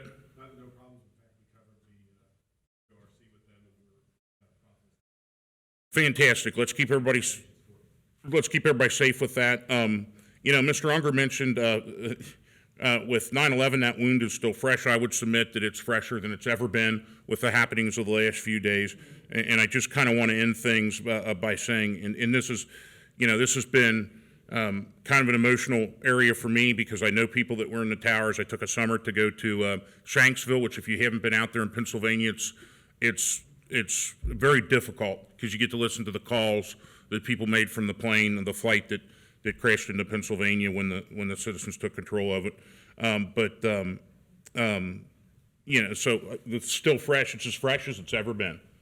And it's bizarre when I talk to my seniors who weren't born when it happened. When I talk about the Taliban and what it was like, they don't know what it was like.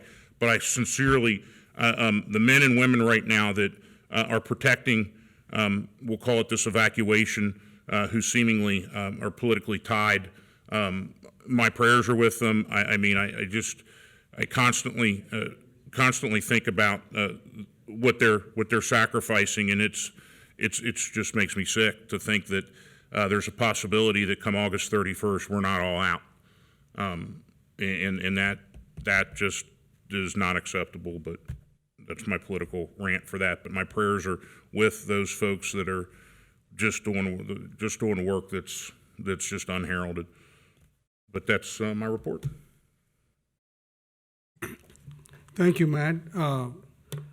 I agree with Trustee Wallet about the shooting range.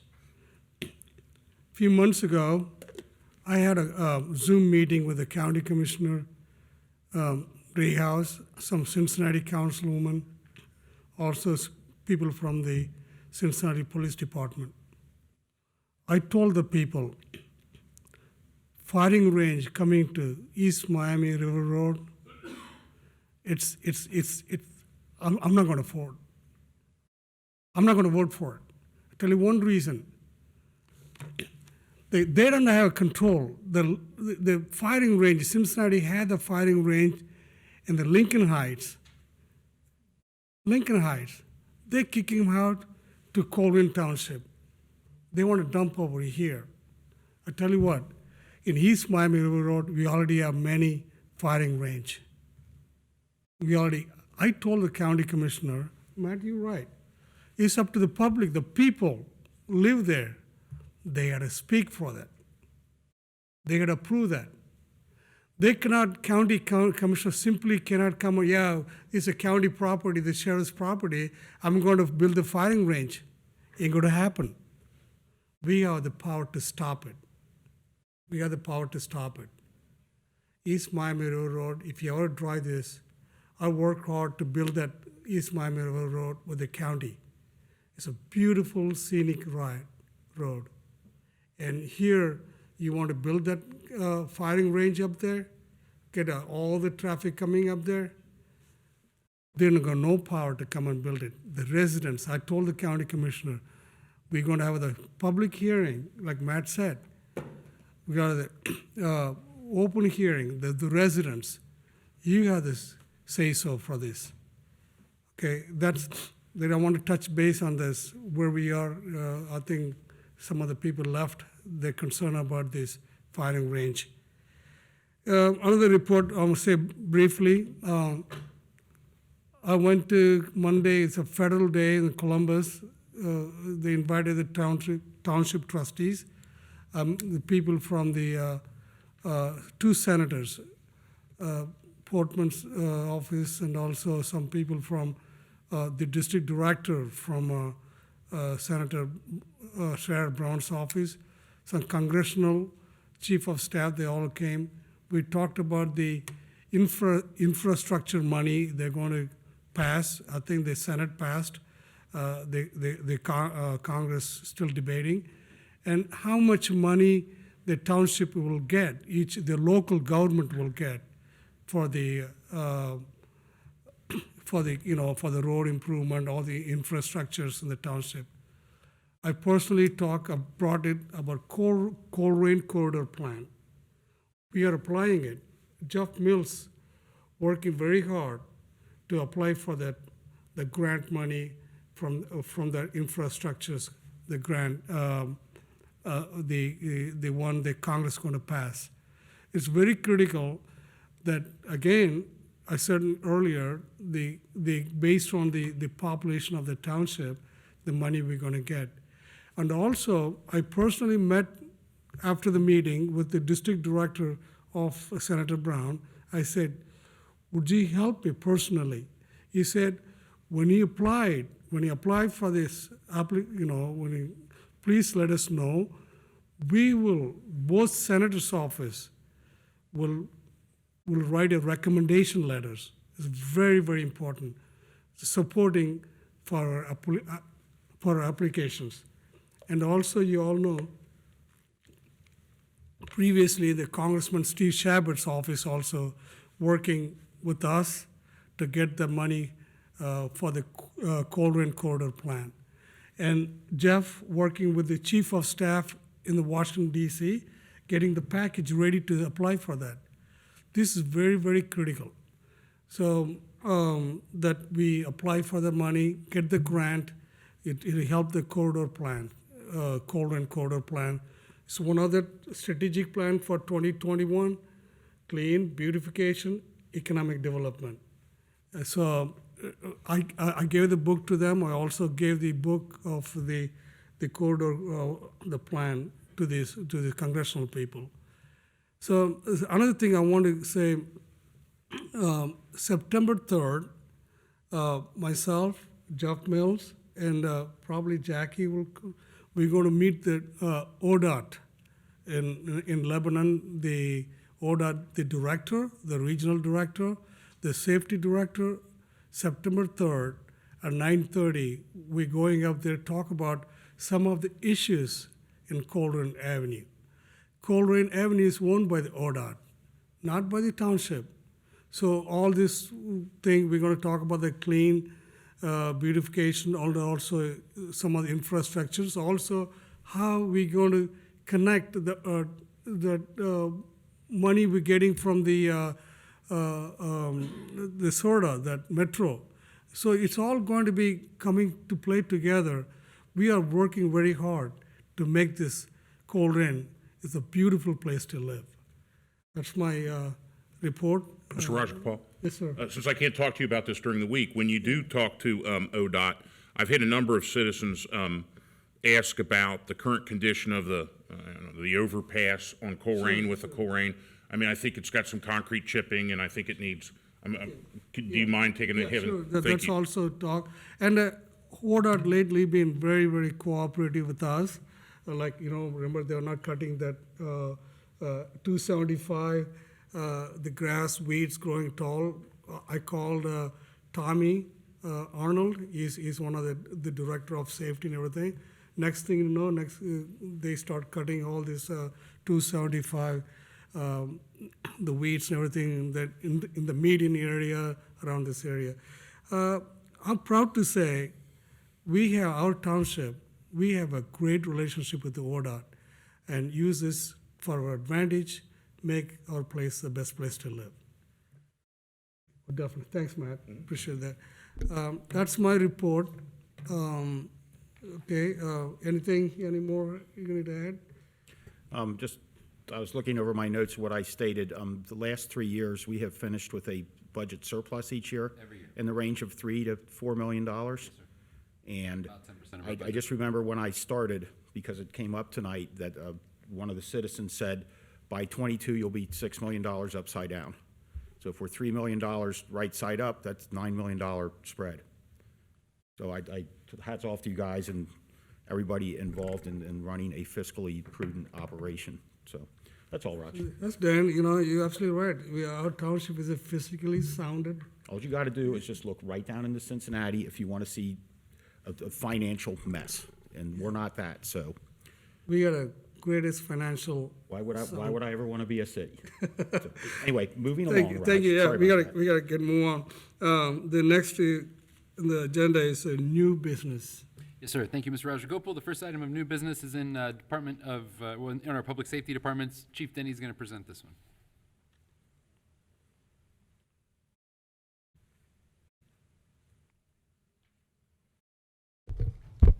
Good evening, Board. Evening, Chief. Just have one item tonight. It is recommend adoption of a motion authorizing the Township Administrator to sign an agreement with T Northgate Mall LLC for police services. This agreement expires on August 31st, 2022, and is a renewal of an agreement that dates back to 2012. Since 2012, the partnership has produced over $2 million in revenue for the township. So it's a tremendous asset to us, and it helps us with our operations without having to go back to our residents for money. The changes in this CBA, or the changes in this agreement, reflect the new rates in the CBA that the officers have. So it's just an adjustment of rates to make sure we're staying current with what the officers are making, and it extended an additional year. I motion to authorize Township Administrator to execute agreement with the T Northgate Mall LLC for police services. I will second it. Any discussions?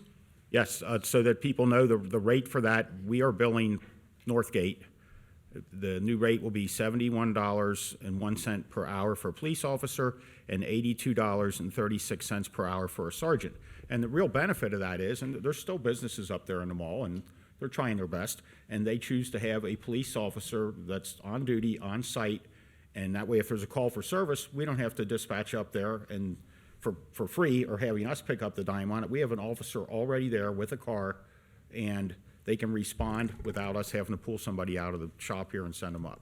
We've brought in $2 million in revenue to respond to calls we would have responded to anyway. Right, so I think it's a great deal, and thanks for bringing the renewal to us. Thanks, Chief, and you're making them to pay for the workman comp and all this benefits, everything for the officers that work there. Yes, sir. Thank you. So that's $71 an hour. I did some quick St. X math here. It's like 150 grand a year. Are there any patrol officers that make $150,000 a year? Absolutely not. Didn't think so, but there's some other fixed costs that are involved with that. But I think at the end of the day, it's probably a net gain versus loss. Just make sure all the benefits are covered. Anything that the township would pay is covered in that rate. Right, and it's still, what do they use, like 1.5 as a factor for benefits? So even at benefits, a $50,000 patrol officer's worth 75, yeah. Right. So it's still a net plus, I think, and I appreciate that. I think so too. Yeah, the revenue's about $4,000 a month for us. Okay. Above what we spend. Thank you, Chief.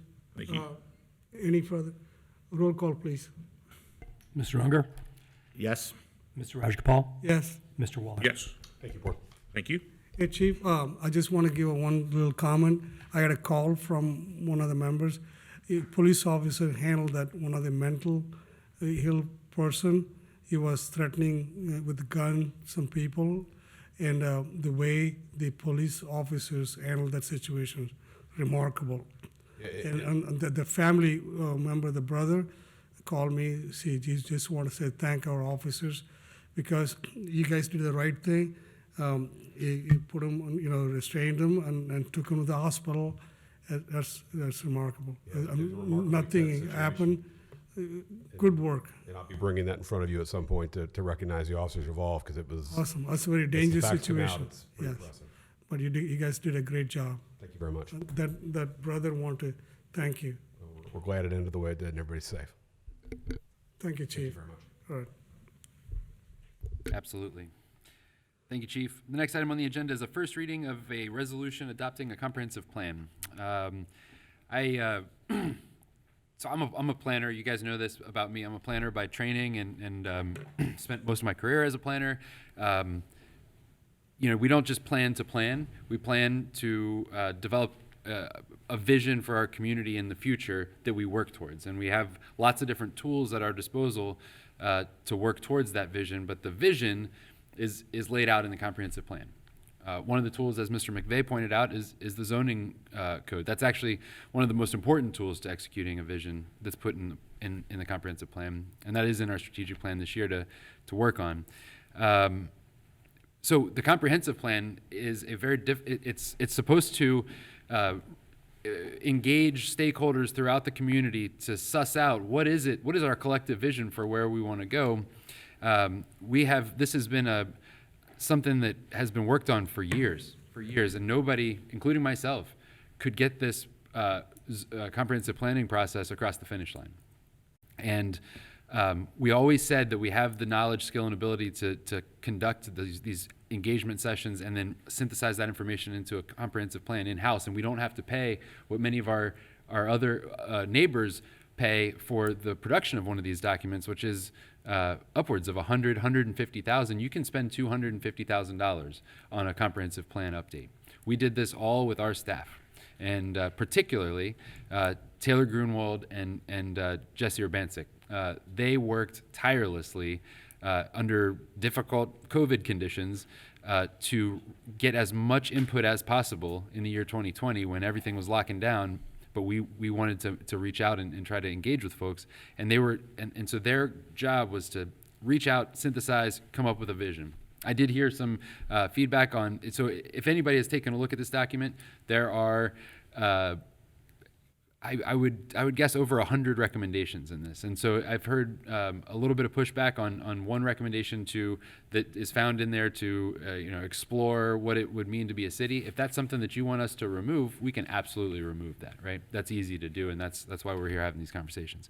But the body of the work is enormous. It's incredibly valuable. It's incredibly well done. I believe that this document will win awards. I think that it is better than most that people pay lots of money for, and I think that it really does capture, the general vision for where we're going in the future. it's also a digital plan, which is very innovative. The trend has always been to have a paper document. The idea here is that as a digital document, we can keep it alive and fresh and update it as the board may change in the future. Maybe the vision isn't the same, and so we can easily and quickly update these documents to reflect what the vision is for the future that we're working towards. So, with all that said, I'm really excited to share with you that the Imagine Colerain comprehensive plan has been completed in draft form.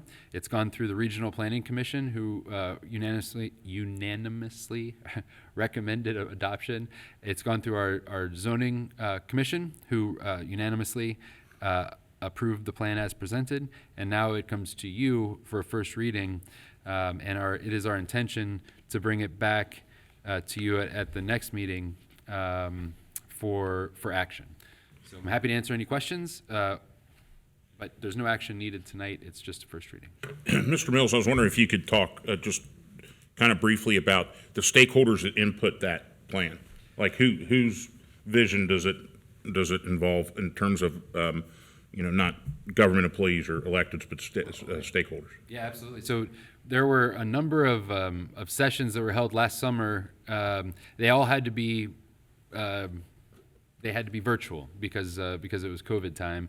But we have a huge number of folks that participated. I mean, relative to how we do engagement, it's a very large number of folks that participated that way. There was also a map that we asked the community to post. Where can we improve? What are our assets? What do you want to stay the same? What do you want to change, and how do you want it to change? There were dozens of comments on there. Not all of them were appropriate, so we should say, but that's the work of the planners, is to go through that and distill all of that down into try to capture that. So the point I'm getting to, there might be things in there that you don't necessarily think are a good idea, or that Trustee Rajagopal or Trustee Younger, but to take that out, and you made that as an offer, I think would be, I think, a little bit kind of stamping down kind of public opinion. I mean, I think that in the city thing is a hot button with a lot of people, and I don't agree with it either. I hear city and I hear more taxes, less services, and I don't like any of that. But I think it's important to reflect what the community stated, and if the board decides that that's not a good idea and doesn't go forward with, for example, that recommendation, well, if the community is overwhelmingly in favor of it, then you'll see 3 more people. And I think that's an important part of the process. I don't want to limit it by crossing other people's ideas out, but that doesn't mean I'm voting yes. Sure. Thank you. So if I wanted that out of there, when is the time to take it out? Or just, I understand what Matt's saying. Yeah, I mean, if for example, if I don't like it either. It sounds like Matt does, and I don't know where Roger's at on it. Sure. Yeah. So you could say that right now. You could say, for the second reading, bring back a version that does not include that recommendation, and I'd be happy to do that. Okay. Yeah, remove that the thing about city. I think 3 trustees agree. I don't know. What do you think? I think we should remove. Okay. I think it should be reflected somehow. If you're gonna, I would probably not vote to remove it, but I don't like it. But it sounds like I'm outvoted. But I would like it reflected. It was at least stated as a desire. So maybe we can put it as a footnote or something and pass it, or say the trustees remove this. Yeah. Again, I don't want to limit what the citizen feedback is, because then we'll get, well, hey, I told them to study doing a city and nobody did it. Yeah. Yeah. Yep. Okay. But they can point their fingers at whoever takes it out, or whoever says no. Okay. So I don't know that it necessarily needs to be a motion. What I'm hearing is This first reading, Yeah. So saying bring it back the next time. You could put in all 3 trustees discussed it and none of us like it. Well, I think what I'm hearing Matt say is that he believes that it reflects some segment of the population, and that's why it got in there. Right. And so he's saying he would probably want it to stay in there, is what I'm hearing you say. But I would want it to say that Yes. we voted on it absent that or something. No, Yeah. I get it. Yeah. So That what makes would sense. we do? How about I put it as a footnote? That's what I said, a footnote, yeah. Yeah, during discussion on August 24th, none of the trustees supported this idea. Sure. That's fine. Okay. That sounds great. All right, that's wonderful. And, okay, that's great feedback. And I'm, Good. Thank you. Best way to predict the future is to plan for it. that's exactly right. You know, this is the great thing happening now, Jeff. This Board of Trustees have a plan, a comprehensive plan. Every year, since we got a strategic planning and goals, we put every year, this is what we're going to accomplish. 2019, 20, we talked about sidewalks. Even we had a bad time in 2020, but we still prevail that people want to know, you know, we had that town hall meeting. People say, what you want? What's a priority? They want the sidewalks. We did that. So this board, with the administration, we have a strategic goal, we have a comprehensive plan, which never happened before, the township. This is the first time we're doing this. We are, if we study that evidence-based program, and we all like going by a goal, a strategic planning, I think this is fantastic. And this board is doing this great job, and you are executing that, all the plans. Yes, sir. Good, thank you. Absolutely. Thank you. Okay. If that's all the conversation about the comprehensive plan, I'm happy, well, the next item appears to be a discussion of the September 11th ceremony. So.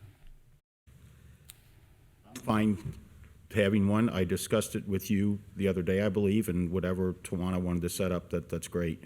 Okay. My current plans were to be at another location that day, but, you know, depending on what you, if we decide to do this, I'd certainly make it my best effort to change my plans. So do I hear you saying that you would like for the township to develop a program for 9/11? Right, it's similar to what we had on Memorial Day. Yeah, up got at the corner at Colerain and Springdale. Okay. I think it's very important to recognize the events of that day and what's happened since. Is there a possibility, and I support this as well, is there a possibility to reach out to the school district and involve maybe them, maybe have, I don't know, somebody from the, I want to get children there. I want to get students there. Those that weren't born when this happened. I mean, a lot of classrooms don't talk about it anymore. That's never my classroom, but I just think that they need to be exposed to it. I don't, that's such a vague kind of. No, we can, I think, yes, we can partner with the school district. Okay. And whatever you need from me, just let me know, and I'll certainly make it a priority. And as mentioned earlier by one during the citizen comment, we don't have a chance to discuss this stuff until we're all three sitting here. So to come in and say that we don't have a plan or we don't want to do it, this is the first opportunity we've had to discuss it among the three of us. So, and that's by design. So we're not having meetings aside from the public meeting. I just think it's very important for the future to make sure that those students that I would teach or something that are in the Northwest District be exposed to this. If you ever get up there into the museum that's below the plaza up there, they have a very clear explanation on a big giant wall of what happened that day and who it was, and it's not politically correct or anything. It just lays it out. And if you can't, I was just very lucky to get to go there. They probably have a nice website. I was there on a cold Tuesday night in December, and there was probably 2,000 people in there, and you didn't hear a sound. Nobody was speaking. It's extremely well done, and I can't imagine all the political push and pull of what went on in the years immediately following September 11th, 2001, but boy, it is just a very well done museum and memorial to what happened that day. And I'll just follow up for just a side note. If you ever have a chance to watch 30 for 30 first pitch about George W. Bush throwing the first pitch in the playoff game for the Yankees, it is, I mean, it takes you through 9/11 and it takes you through the American spirit of saying, no, we're going to go on with baseball. And George W. Bush being warned, you can't go out there. We've got a credible threat that somebody's going to try to assassinate you. And he goes, I'm going out. And Derek Jeter talking trash to him saying, don't bounce it, they'll boo you. It's 30 minutes. It's 30 for 30 on ESPN. You can get on Amazon. It's fantastic. Thanks, Great, Matt. yeah. So it's a great thing. We had to keep the memorial service. And, we got to remember all the firefighters, police officers sacrificed their life to save the life of the people, and all the people perished in this brutal attack.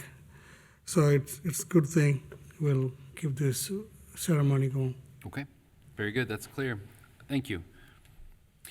The next item on the agenda is a item of old business. At the August 10th, that's our previous Board of Trustee meeting, staff was directed to explore the possibility of adding bus benches at various points along Colerain Avenue. Over the past several years, the township bus stops have had benches in violation of our zoning because they were placed in the right-of-way by the Bench Billboard Corporation, who subsequently collected rent at those locations. We have been successful in that litigation. These benches contained advertising, and they were all removed earlier this year. Colerain Avenue has 6 bus stops that average 26 or more riders per day. That's Metro's internal standard. Metro's internal standard is that bus stops with 26 or more riders are suited to have a bench. And so these 6 locations in the Colerain Avenue corridor are the Colerain Town Center, Stone Creek, Meyer Park and Ride, the Havercoast Court, Colerain Avenue intersection, the Springdale Road, Colerain Avenue intersection, that's the Northgate Mall stop, 8340 Colerain Avenue, which is just south of Ronald Reagan, and then Sheldon and Colerain. Those are the stops that have the highest ridership, or ridership over 26. So we have applied for funding through SORTA's infrastructure program to have bus pull-offs installed near Springdale and Colerain, and the intersection just south of Ronald Reagan Highway near 8340 Colerain Avenue. This application included the purchase of benches for these sites. Given that these 2 locations are the busiest sites in the township, it's recommended that these benches be first installed at these 2 locations and then transition to the less frequented Colerain Avenue, Havercoast Court, and Colerain Avenue, Sheldon Avenue locations. So what we're suggesting here is that one solution to the problem that you asked us to bring solutions for is to purchase 4 benches. We estimate that these benches are less than $3,000 a piece, and that would include installation and design. So you've asked. Okay. Yeah. We have a motion to purchase 4 bus benches. I'll second. Any discussions? Yes, I am all for putting a place for folks to sit down while they're waiting on the bus. I did not support issue 7 last year, and it has passed, and it was a great way for the city of Cincinnati to offload a major expense onto the taxpayers of the county. And if you look at SORTA's board, it still is mostly appointed by city council. There's no township representation on the board. I am for the benches, but I think that the SORTA ought to pay for them through the grant process or as they go around and work on their bus stops. Okay. So if I understand it correctly, we'll go and buy it now and bill it to SORTA. Well, I think the idea is that, so we are going to apply for a grant for 2 bus stop pull-offs, and all signs indicate that we're heading in a positive direction there. Right. And those 2 pull-offs are going to include benches. And so the idea is, how about we have 6 needs, so how about we buy 4 now, we install them at the most important bus stops, and then when the pull-offs come, they will bring their own benches, and we'll transition the benches that are at the pull-offs now, or the locations where the pull-offs will be, to the other 2 important bus stops. So ultimately, we will have 6. We'll have 4 in the near term and 6 in the long term. Is that clear? So this there? is only like a temporarily, you're gonna Well, we'll have fix 4. it till that Yeah. SORTA come up with the final grant, then we'll be completely remodeled. Yeah, so we'll have, I guess we'll have 4 right now, including at the locations where the bus stop pull-offs are going to be. And then once the pull-offs come, we will move those benches to the other 2. Right. And so that way we'll have bus benches at all 6 locations. You don't want to wait maybe a month or so? Any answers from the SORTA? Can We you can wait? if you want, yeah. I mean, if that's something that you guys want Or to do, you is wanna wait, we can wait. spend money now? That was originally it was my motion, and it came from driving past, and I drive past that the stop. I don't know what stop it is at Northgate Mall all the time. By the way, ODOT still needs to take that graffiti off. Graffiti, yeah. Yeah. I almost went to Lowe's the other day and bought a can, and I thought it probably wouldn't look good if a trustee gets arrested. I don't know, maybe it would. But I'm looking for something. I drive past there and I see people that are elderly that are waiting, and now we're going to get some rainy conditions, and it might get colder, and who knows how long SORTA will take for this. I just feel kind of a moral obligation to provide. I mean, I think one of the problems in this country is that we take our senior citizens and we just devalue them. And I guess I'm especially, cognizant to that because for part of my life I grew up in my grandmother's home, so it's kind of a particular issue for me. Is there a way we can get anything that's less permanent, that's cheaper? I mean, I was, as Jeff Weckbeck said, boy, you've got some sticker shock there. When I said $3,000 for a bench, I'm like, holy moly. Yeah. Yeah. So the idea here is that they will eventually be permanent, but it doesn't make sense in our minds. It doesn't make sense to buy 6 when 2 are going to come through the grant. However, those 2 that are coming through the grant are the most trafficked bus stops that we have, so it's important to place them now and then move them in the future to the other 2. I hope that maybe I'm not being clear. No, you are. I think that the opposition people have to that is that with this huge tax SORTA got, they ought to be paying for all 8 at some point in time. You're indicating that they're going to pay for 2, and now we're going to have to populate the other 4 anyway. Okay, thank you. I'm sorry, I didn't understand. Okay. I think that's the nature. One of the early issues that we've identified with the SORTA benches is that they are proposed to come with advertising. Okay, and we have spent the last 6 years fighting advertising on benches. Now, I believe that SORTA will probably not do the type of advertising that we saw with bench billboards, which I perceive to be not as high quality. I feel like SORTA's advertising will probably be higher quality than bench billboards, but ultimately the question is, previous boards have suggested we don't want advertising on benches. SORTA is proposing having advertising on benches, and when I say we don't want it, they say, well, maybe we can do a partnership where you pay the ad revenue and then we'll give you the bench or whatever. And so it's $3,000 if it's important to get benches. Like here's a way to get benches. Hey Jeff, we're going to go to meeting September 3rd. Can we put this motion in the next meeting? So what ODOT, could they pay for it since it's Colerain Avenue? We can ask them. In the meantime, I can communicate with the chief, CEO of Metro. Just a matter of waiting till next month. That's up to you. I'll ask Mr. Matt Wallet to withdraw the motion. Just wait till you can introduce it next meeting or following meeting, so at least we have all the answers.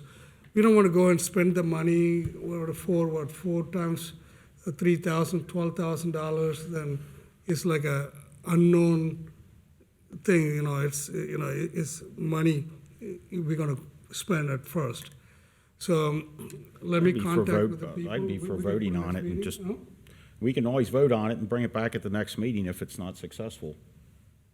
Because it's on the floor. It's a motion, it's been motioned and seconded, it's on the floor, so don't we need to vote on it? So point of information here, procedurally, we can vote on it, and it sounds like it may be defeated, and if it's defeated, a person who voted with the winning side can then bring it back the next meeting. The person who voted for the losing side cannot. And I think that, Mr. Dieters, is that correct? That's correct, yes. Yeah. Just FYI, if you wanted to do something like that. So I'm fine with whatever. So if you got 2 people voted yes, one person said no, you can bring it back, correct? I want to. The yes People person. vote yes, they would pass. Right. 2 people voted no, and 1 voted yes. One of the 2 no's can bring it back absolutely next meeting. Right. The yes person can't bring it back. Go ahead. Mr. Baker, a roll call, please. Mr. Unger? No? Mr. Rajagopal? No. Mr. Waller? Yes. Okay, very good. That's all of the new and old business. The next items on the agenda are on the consent agenda. The first item on the consent agenda is a promotion. It is a very important promotion that is part of the cascading series of promotions that we're going to have that began with the promotion of Chief Walls to Chief of the department. This is a promotion to the position of Battalion Chief. If there was one job I wish that I had that's not mine, if I couldn't have my job in the Colerain Township, I wanna would sit want to up be the here. Battalion Chief. You would want to sit here. That's what you would want. No, I think the Battalion Chief is a really, really important job, and it's they do a lot of good. So anyway, this is a recommendation to promote Captain Shane Packer to the Battalion Chief position in the department's Operations Bureau to fill the vacancy created by the promotion of Assistant Chief Greg Brown. Captain Packer was the successful candidate following an internal competitive process. We had 4 very, very talented folks that competed in that process. Contingent upon the adoption of this motion to promote Captain Packer, he would assume the role of Battalion Chief at an annual salary of $93,176. And that would be effective September 19th. Captain Packer, you may recall, was the captain of the EMS division, and he was instrumental in our response to the COVID pandemic. The next item on the consent agenda is a new hire in the police department. It's a records clerk position. The position of records clerk was posted, applications were received, interviews were conducted. A conditional offer of employment was extended to the following individual, Jacob Carter. The wage for this job is $15 per hour for 40 hours per week. Contingent upon your approval, he would be eligible to begin work on August 25th, 2021. And finally, I think, nope, not finally. We have next we have the hiring of several part-time firefighter EMTs. That would include Stephen Bischoff, Samuel Bergen, William Eckert, Archer Ironschweider, Travis Fawcett, Jack Hughes, Tyler Leppert, Daniel Schneider, and Cody Schwall. These part-time fire department employees would be hired in at the specified hourly pay rate of $14.94 per hour. The recommended candidates are being requested to fill part-time vacancies. The candidates hiring will be contingent upon successful completion of all applicable pre-employment evaluations and procedures. The candidate's start date will be effective as soon as possible after Saturday, September 4th, 2021, following compliance with the aforementioned conditions and a 1-year probationary period.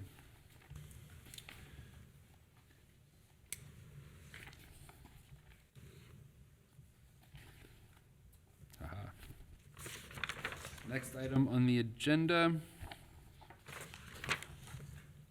Let me have a motion to, Well, wait a minute, he's got a few more. The next, It's a management analyst intern. Yep, there it is. Management analyst intern. The position was posted. We received applications and conducted an interview. A conditional offer of employment was extended to Haley Jacobs. The wage for this job is $15 an hour for 25 hours per week. Contingent upon your approval, she would be eligible to begin work on August 25th, 2021. The next item is a new hire. It's a litter laborer, and I appreciate the feedback we got earlier, but I think that there's lots of dignity in labor, and so I don't know that the name. All work is honorable in the eyes of the Lord, Jeff. There you go. That's right. So the position was posted. Applications we received and conducted interviews. We made a conditional offer of employment to Mike Haas. The wage for this job is $15 an hour for 20 hours per week. Contingent upon your approval, he'd be eligible to begin work August 27th, 2021. And next, we have a contract with TransUnion for police investigative search technology. The agreement is attached here. It was under the $10,000 threshold, so it was signed and is presented here in the consent agenda. And finally, we have a new hire in the police department. It's a police officer. That was posted. We received applications and conducted interviews. Conditional offer is extended to Seth Moore. The wage for this job is $25.48 per hour for 40 hours per week. Contingent upon your approval, he would be eligible to begin work on September 15th, 2021. And those are all the items on the consent agenda, and we recommend approval of all items. Motion that we approve the items on the consent agenda as described by Mr. Mills. I'll second that motion. Any discussions? Welcome aboard to our new hires, and you've got an opportunity to have a great career here at Colerain Township, a fiscally conservative township where we have money to pay our employees. Mr. Baker, roll call, please. Mr. Unger, Aye. Mr. Rajagopal, Aye. Mr. Waller. Aye. Thank you. The next on the agenda is a fiscal office report.